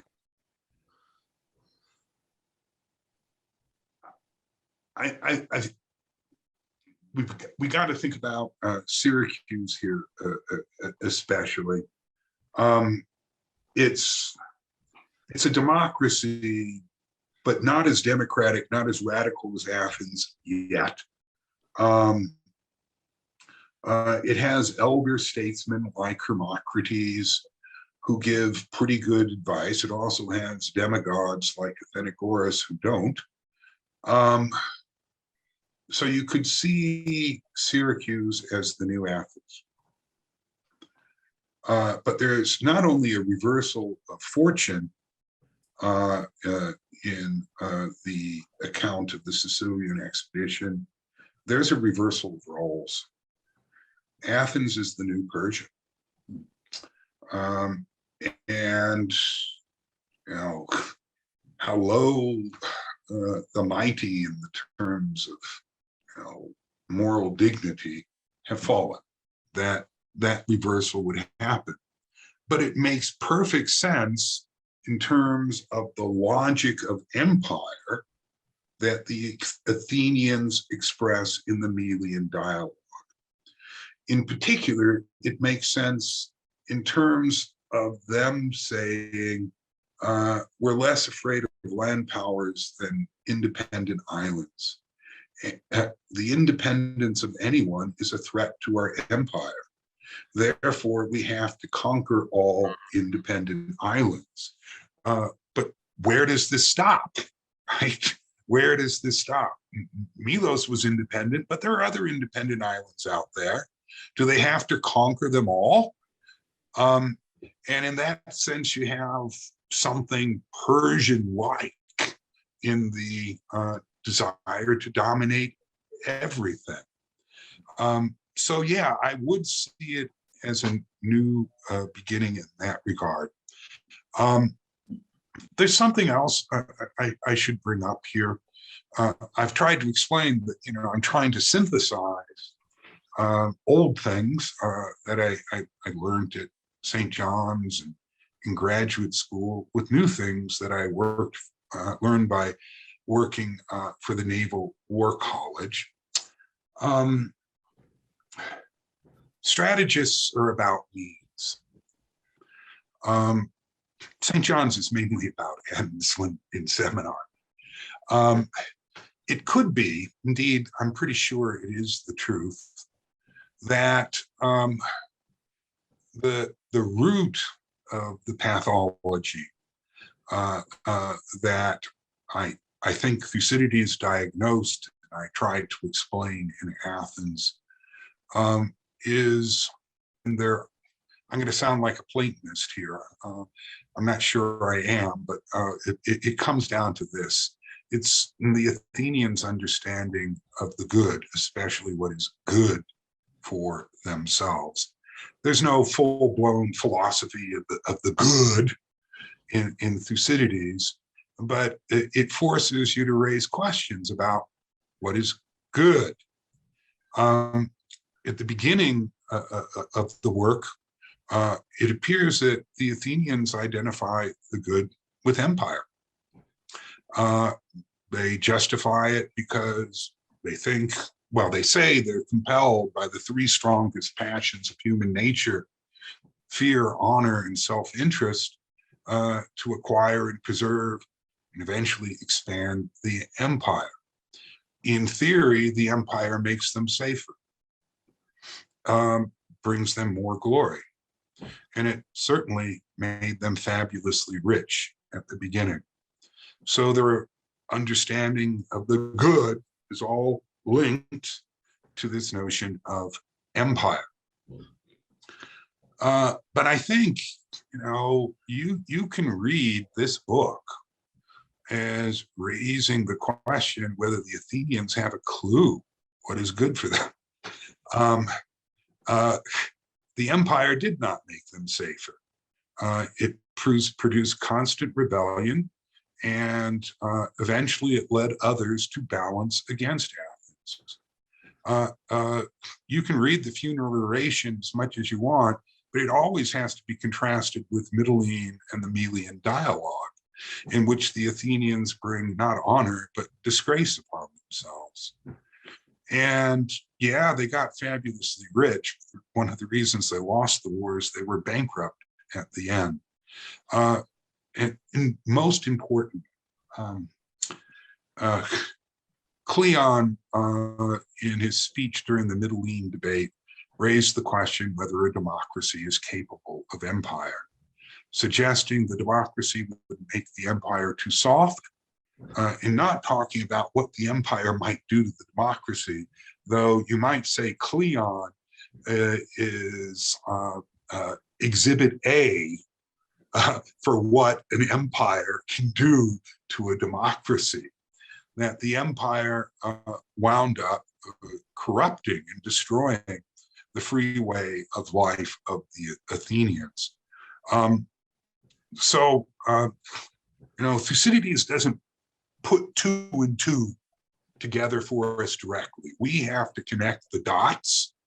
But I think he's really raising the question whether the Athenians were deluded about what was good for them. And this misunderstanding of what was good for them was the source of their self-destructive tendencies. By the way, I don't have to, turn this into a monologue. There are lots of people here who know a lot about Thucydides, and if they want to jump in at any moment, they could. Thank you. Thank you, Mr. Walling. It was very helpful. Thank you.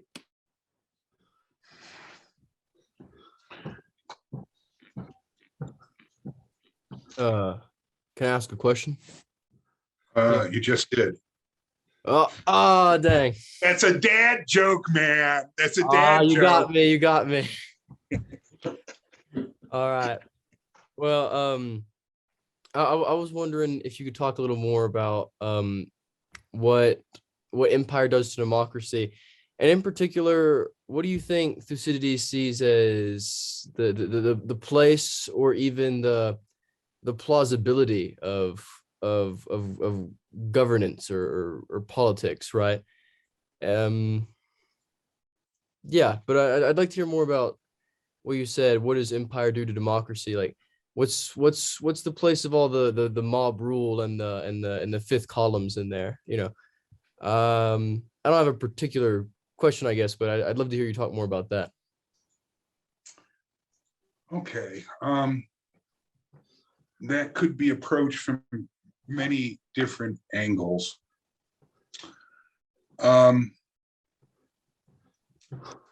Empire comes from a Latin term, imperium, which means to rule. I'm going to distinguish it from a republic, of which you could see democracies as a species. Empires are run for the advantage of the rulers. Athens runs its empire for the advantage of Athens, not the members of the Delian League. Empires are not ruled by law. And they don't ask the consent of their members. Republics, of which you can see democracies as species, in principle are ruled by law. They serve the advantage of their members, and they require some form of consent to operate. That means the more a republic moves towards empire, the more these things, law, consent, common good, wind up being sacrificed. Does that happen in this war? Yes. After the death of Pericles, Cleon becomes the most influential political leader in Athens, though he's known as the most violent member of Athens.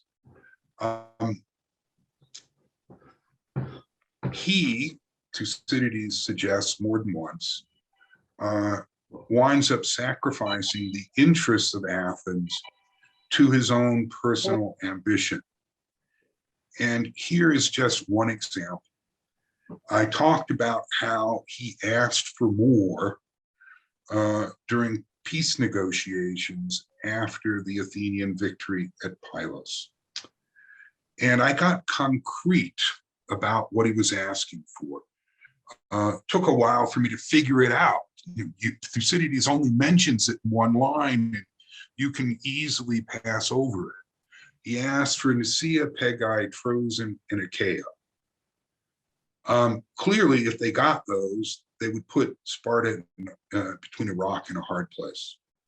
But you later look, you learn in that same passage that those four areas, cities, had been surrendered by Athens to Sparta in the first Peloponnesian War, when Pericles was in charge.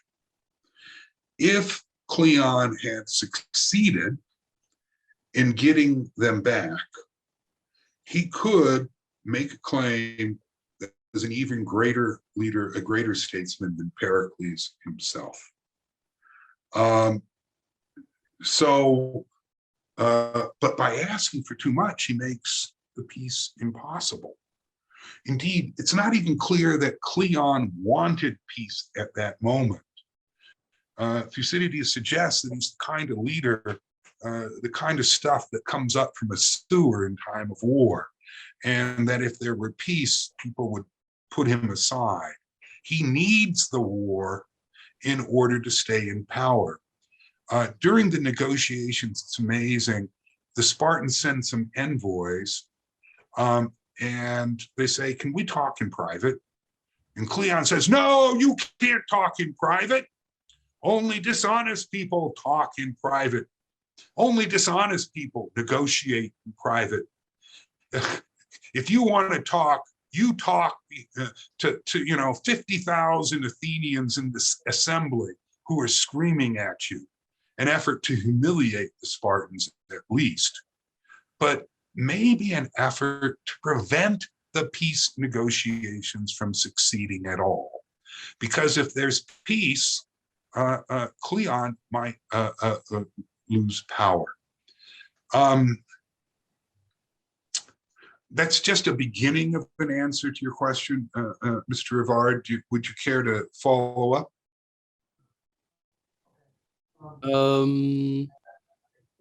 Well, I have another question. Okay. So Hermocrates is, I don't know if I'm pronouncing that name right, but Hermocrates' speech is really beautiful. Mhm. And it gives us kind of like a look at the possibility of peace, right? And then immediately after that, Brasidas and Cleon, who Thucydides says are the biggest, warmongers, both die at the same time. Mhm. Why doesn't peace? So it's like the sort of puzzle pieces for peace to me look like they're laid out. Why doesn't peace then happen? What prevents peace from coming then, and why does the war continue with so much more bloodshed and etc.? Well, ironically, Mr. Avard, when I first talked to Dean Sterling about giving a lecture, I said I wanted to talk about Thucydides on peace and peacemaking.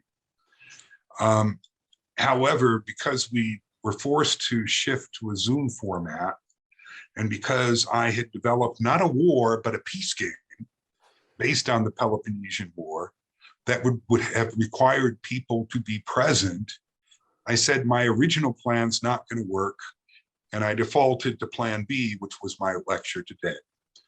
So you want to talk about peace. Well, first, all I'm saying is give peace a chance.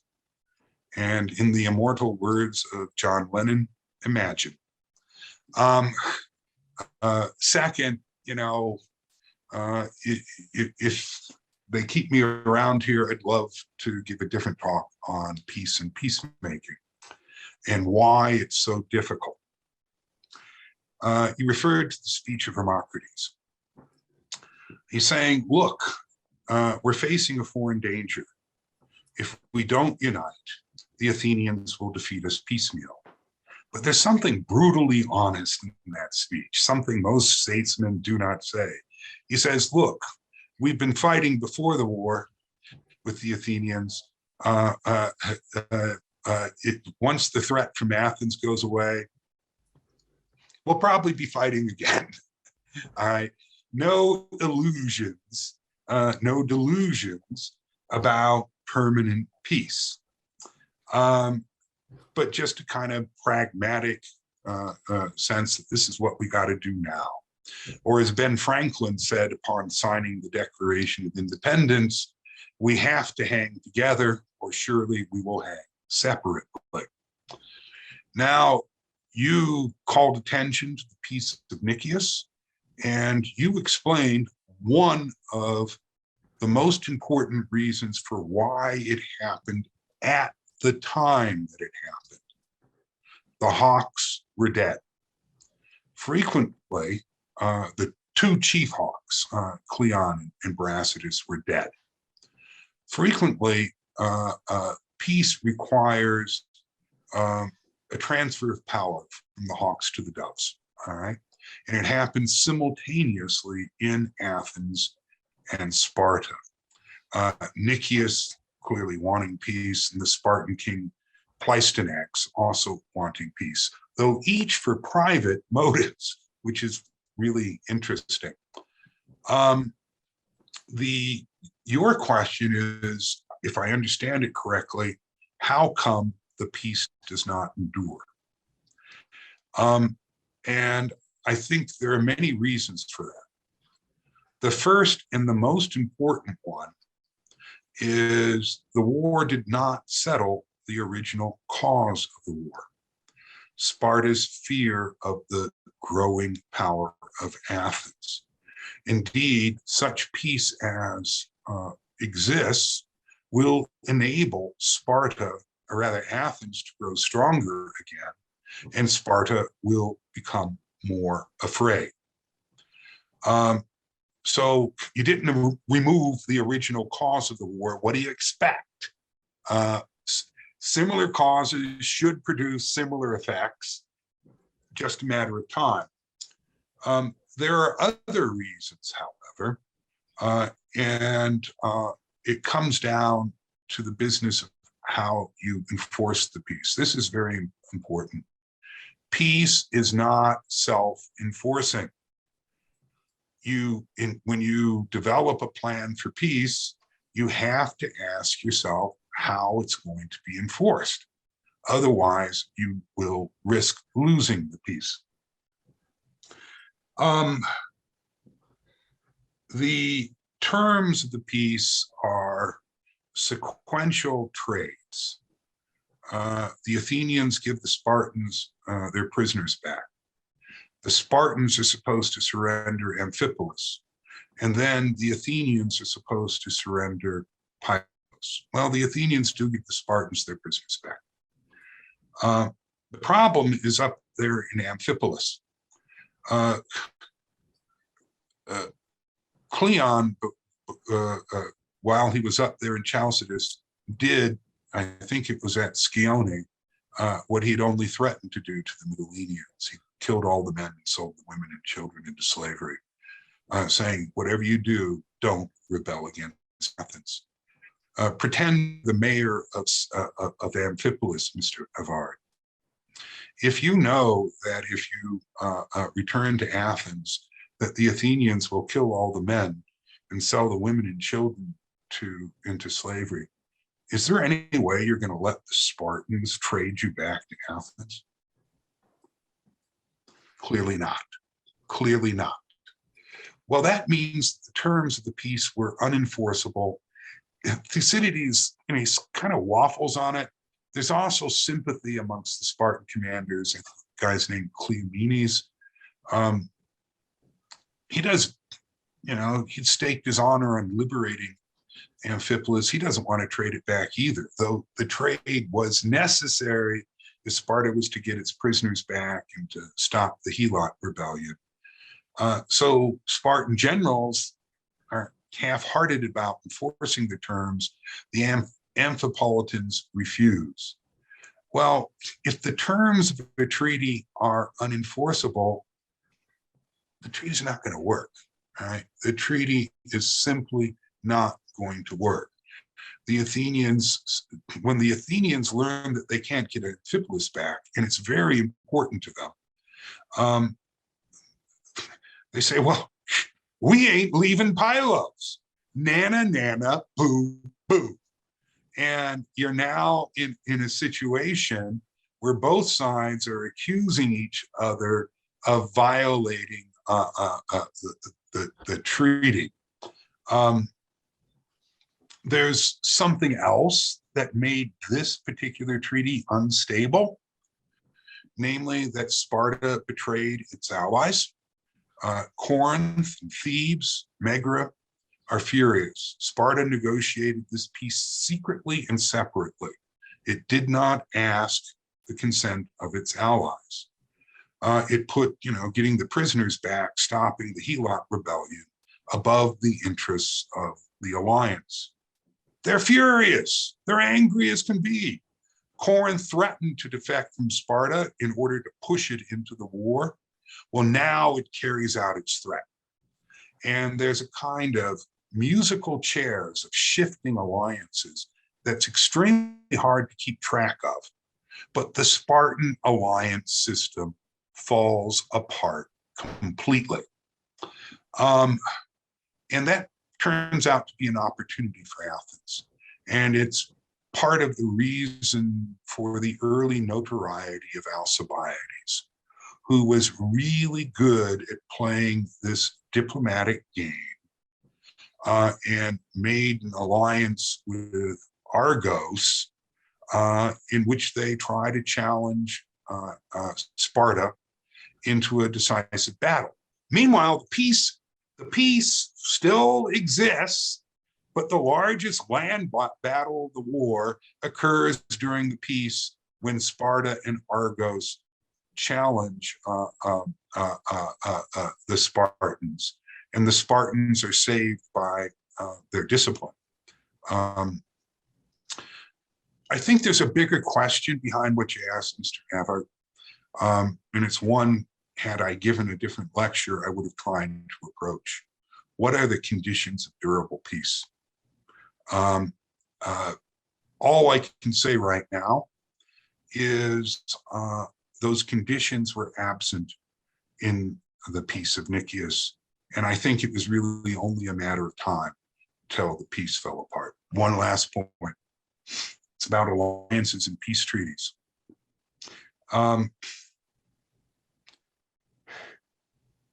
Most peace treaties in Thucydides' account have an expiration date. 15 years, 30 years, 50 years. The longer the expiration date, the more likely a war seems to break out. And the very fact that they have expiration dates tells you that they're not really peace, they're truce, they're truces. Nobody expects them to last for long periods of time.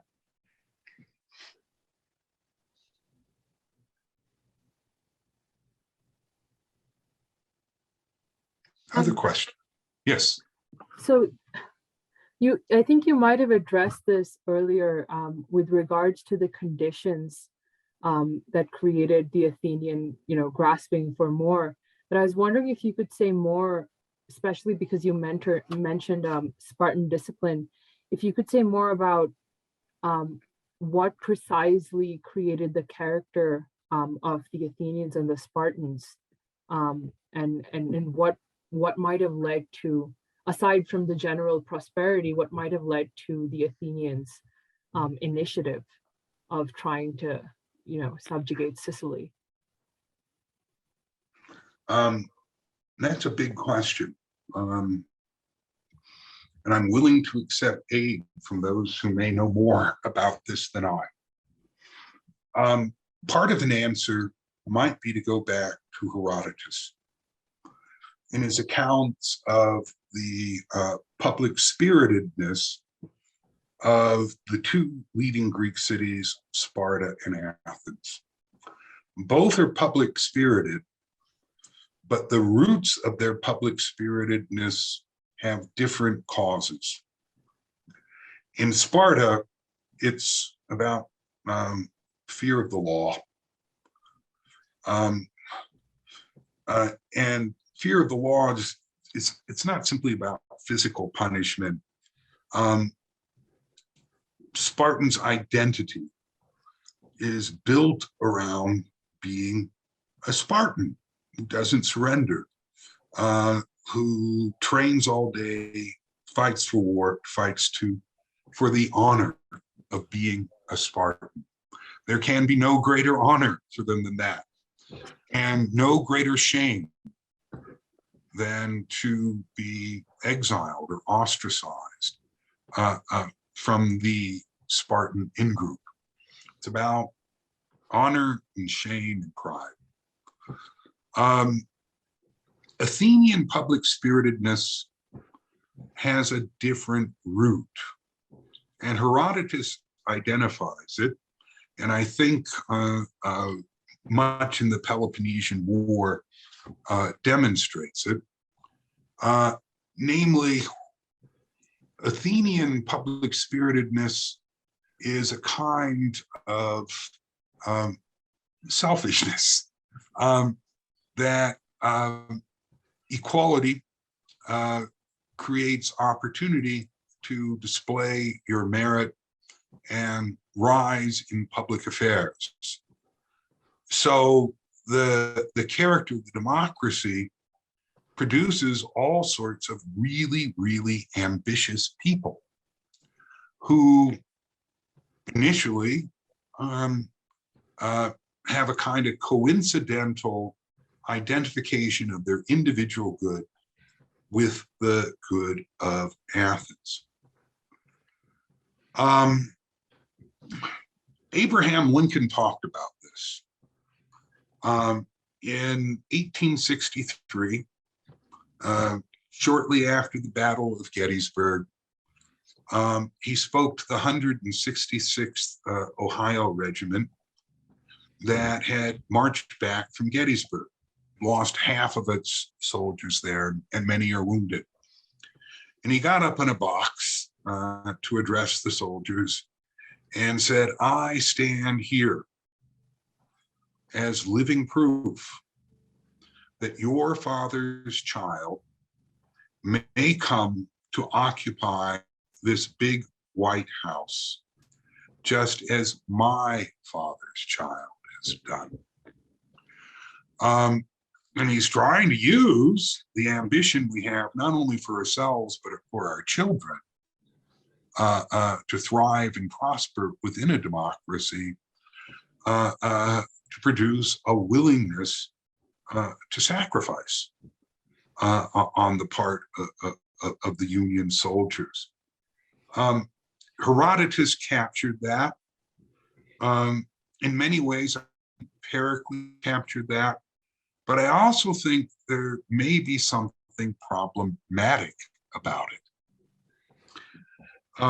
In Pericles' case, he can afford to sacrifice everything for Athens because his ambition is to be known as the most incorruptible, dedicated public servant of the Athenians. His ambition and the good of Athens, as he understands it, which could be a flawed understanding, coincide. You have to ask yourself what happens when personal ambition and the good of Athens don't coincide. What happens when there's a Cleon out there or an Alcibiades? Then the same forces that gave rise to Athenian public spiritedness could also contribute to sacrificing the public good. Ms. Dalal, did I address your question? Yes, thank you so much. That was helpful. And I'm sorry for putting a very, very large and wide question.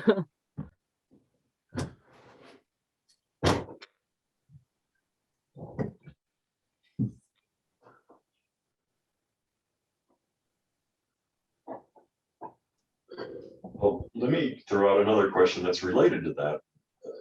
So if the Athenian character is, as the Corinthians describe it in that early, that at the conference at Sparta, nothing unstoppable, compulsive, sacrificing themselves for whatever reason.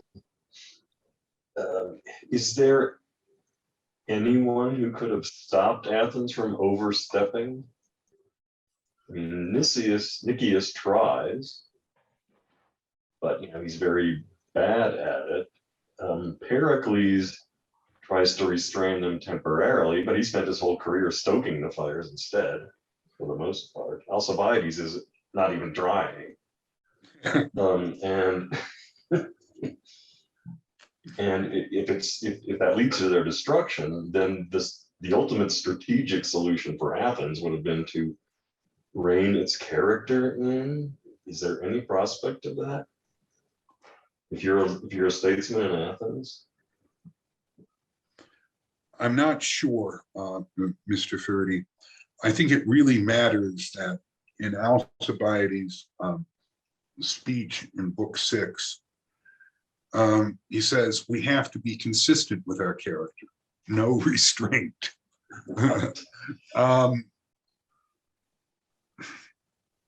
I said there was an epilogue to my talk. You know, I'd rehearsed it and gotten it down to a reasonable time, but sometimes when you give a talk in person, you slow down, so I cut out the epilogue. This is a question I've been thinking about for a long time. Suppose I'm right, that Thucydides is borrowing themes from Greek tragedy in his account of the Sicilian expedition. I'm wondering if we could put 2 and 2 together. At the end of the first textbook in political science, Aristotle's Politics, the very, very end, Aristotle says, you know, it would be good for citizens to go to the theater. In particular, he says it would be good for them to go see tragedies. In other words, Aristotle saw something in tragedy that might lead to greater sobriety in citizens, especially those within a democracy. And I'm trying to figure out what it was he saw there.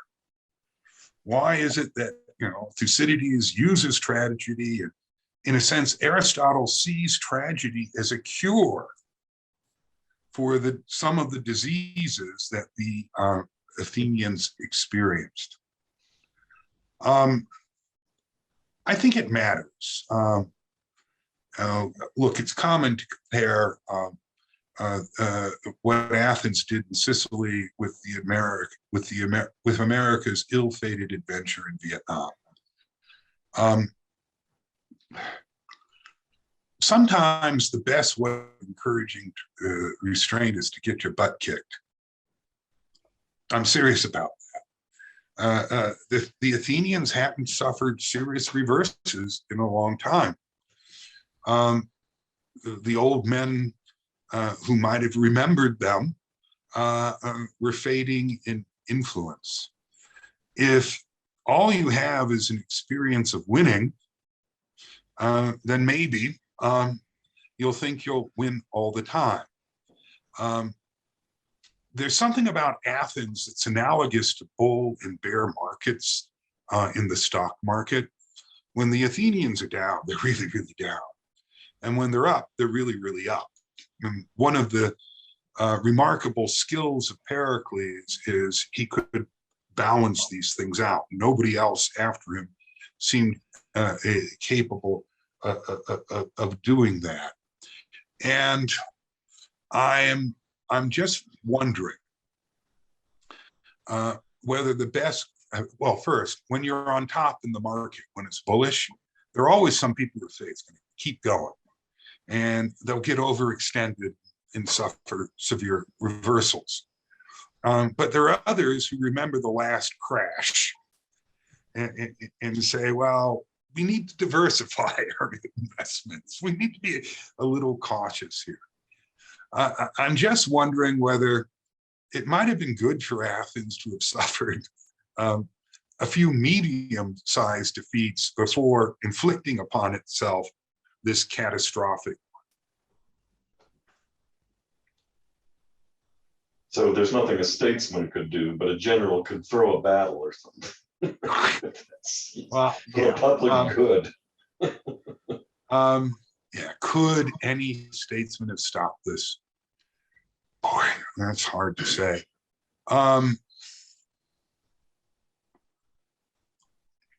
It's tricky, you know.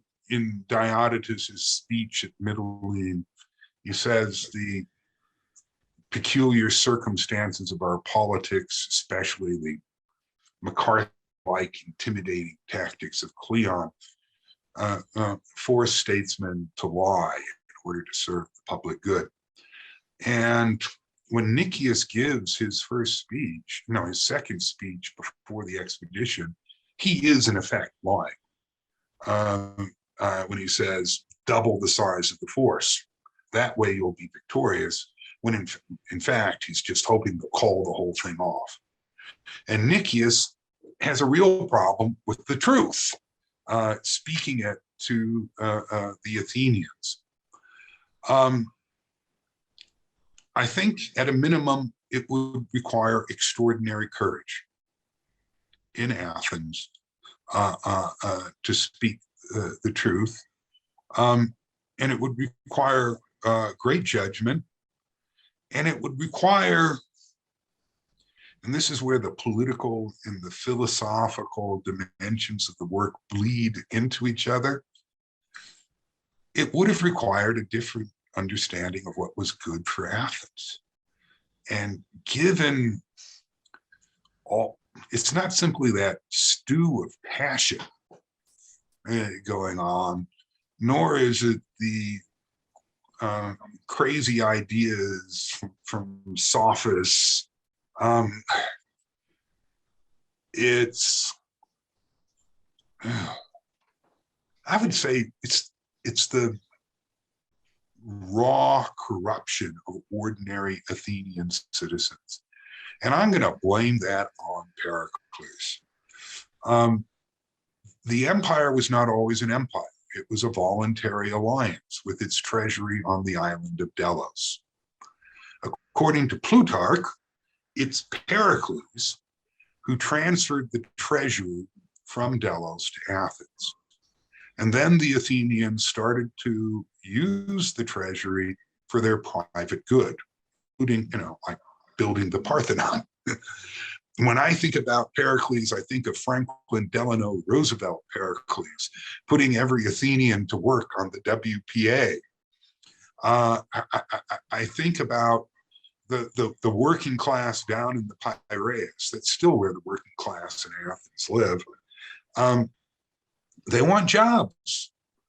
And the best way for them to have a job is to row. Well, that means the Navy's got to be active. And that means that the most democratic portion of Athens is in many ways its most imperialistic faction as well. Given that combination of things, I think it was going to be very, very, very hard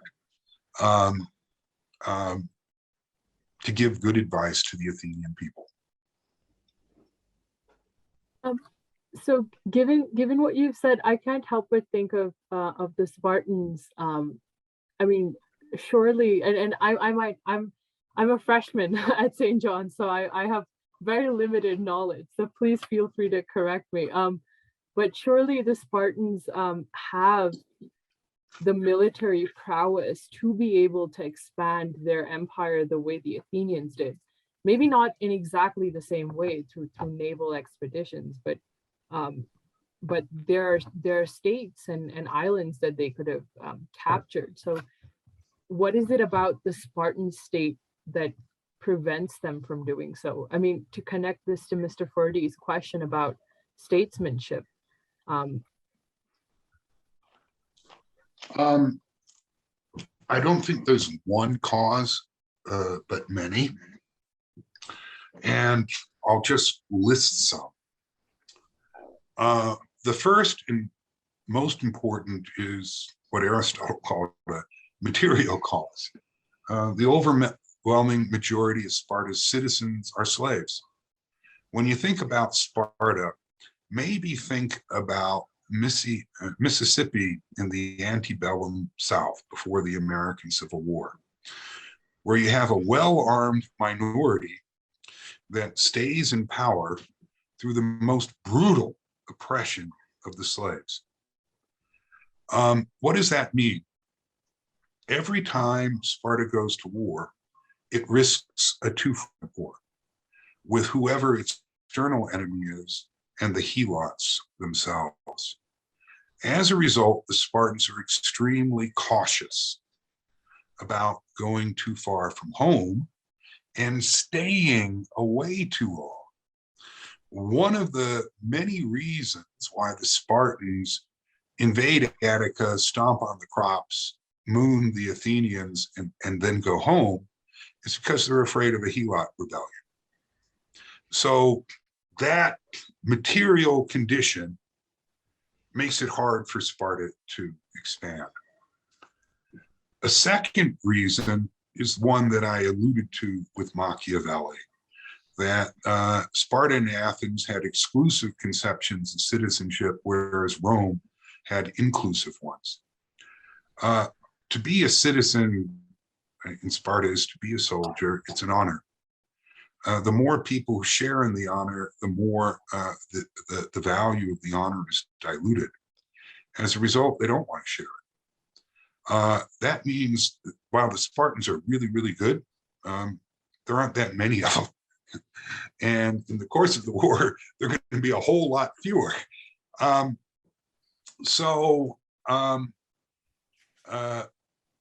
Sparta can't, its military can't move too far from home.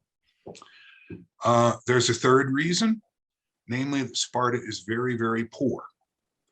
That's partly because it's a merely agricultural place, but it's also because of the influence of its founder, Lycurgus, who banned gold and silver currency, who worried that quarrels between the rich and the poor, the Democrats and the oligarchs, civil wars, as we saw in Corcyra, were the downfall of Greek cities.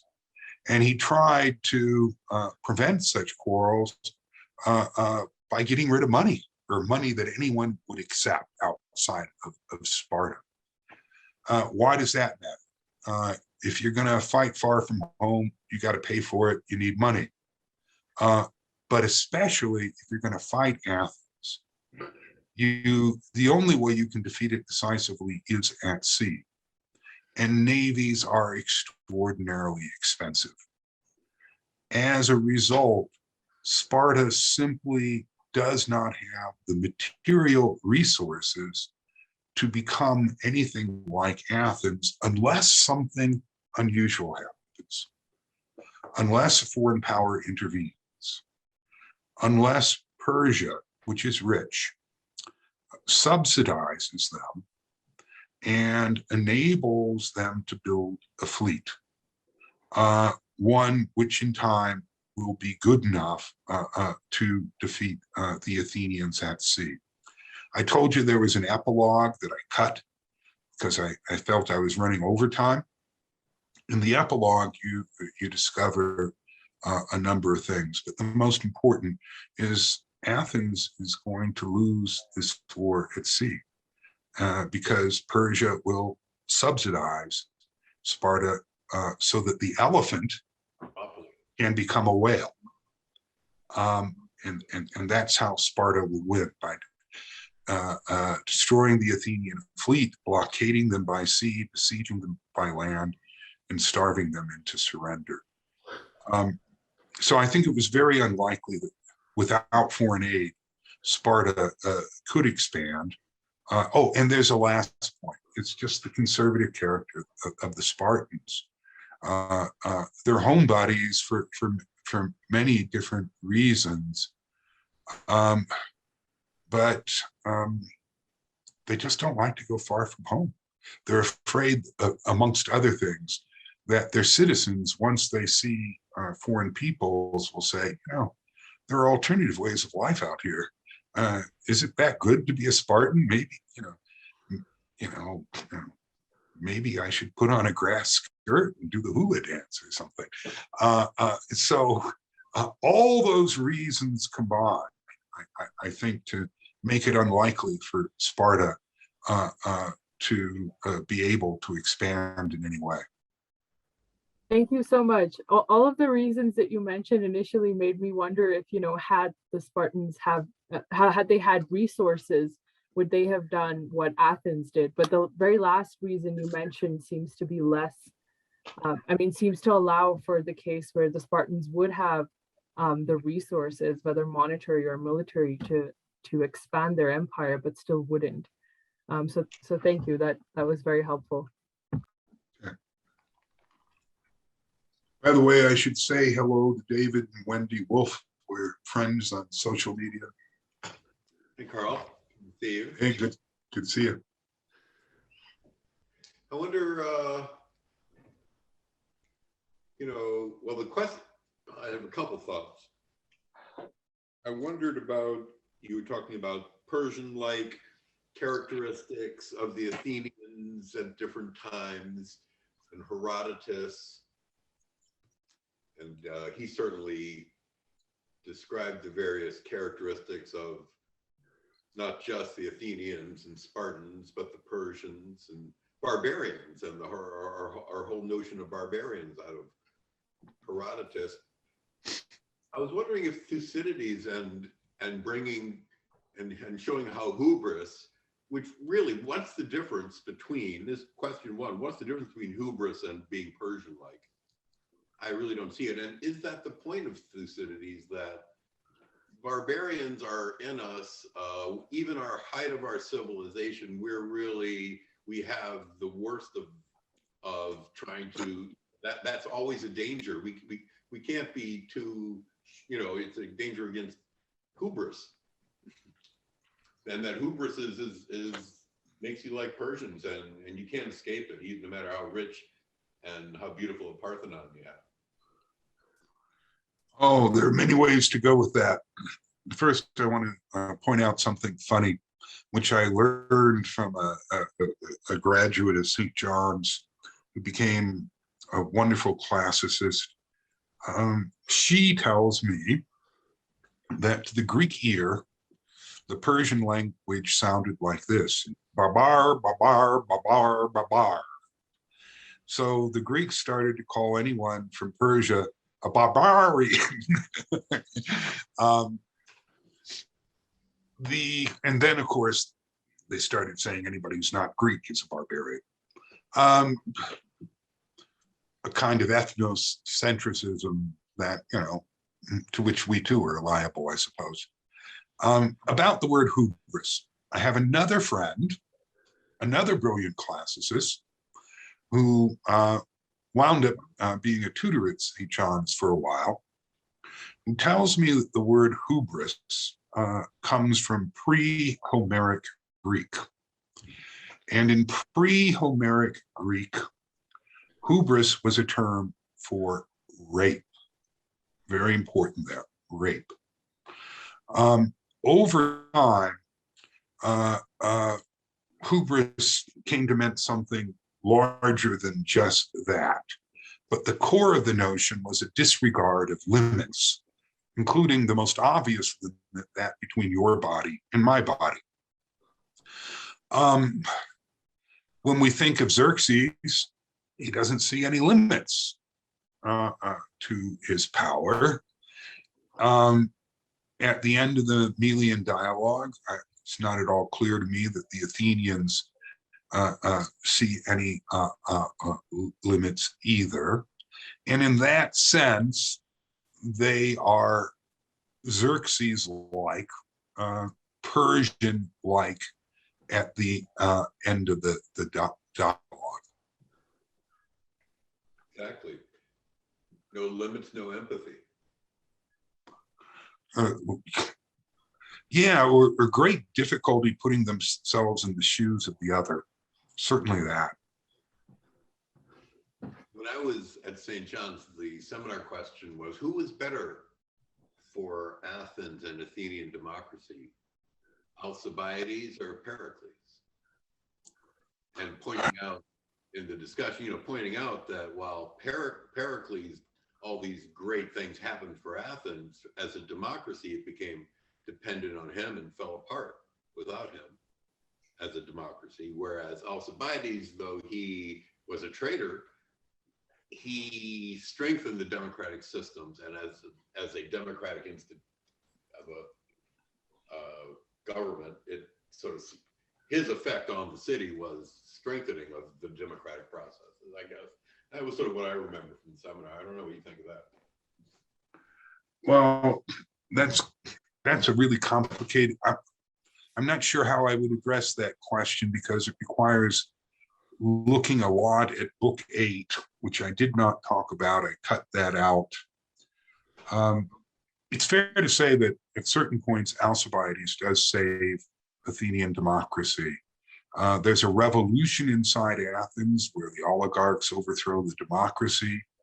Alcibiades, you can't believe it, after defecting to Persia, he arranges a comeback and is allowed into Athens, and he's put in command of the Athenian Navy, which was headquartered at a base on Samos. And he uses the threat that the Athenian Navy will come back to Athens to support the democratic faction against an oligarchic faction when Athens in the middle of a messy civil war. So in that sense, you could make an argument that Alcibiades saved Athens. There's a further problem, however, and a lot of this comes out in Xenophon's Hellenica. When the Athenians are at Aegospotami, where they will suffer their decisive naval defeat, perchance Alcibiades is on some chateau overlooking where they have based their navy. And he notices the Peloponnesian fleet is very close. The Athenians park their fleet on the beach during the day. Peloponnesian fleet sails by, nothing happens. And Alcibiades goes down to them and he talks to them.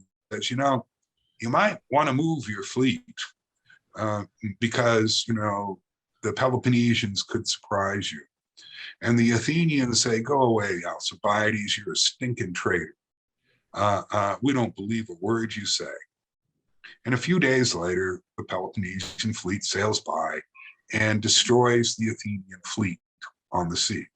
So he was giving good advice to the Athenians. In this case, it's disregarded. I rarely say any good things about Alcibiades, but those are the two good things I can say about him. Mr. Walling, I'm wondering if this might be a good point to conclude on. I don't want to cut you off, but you've been going with impressive stamina for 2.5 hours now. I wonder if this is a good time to conclude. I think application to Ukraine you want to share with us? Well, briefly, something like this. I talked about different models of the origins of war, how the civil war in Epidamnus drew in Corcyra and Corinth, which in turn drew in Athens and Sparta, a spiral model of escalation leading to war. Something similar did happen in the First World War. People looking back at those spirals, especially during the Cold War, were worried about brush fire wars in Korea or Vietnam or elsewhere, escalating to a point where it became general war.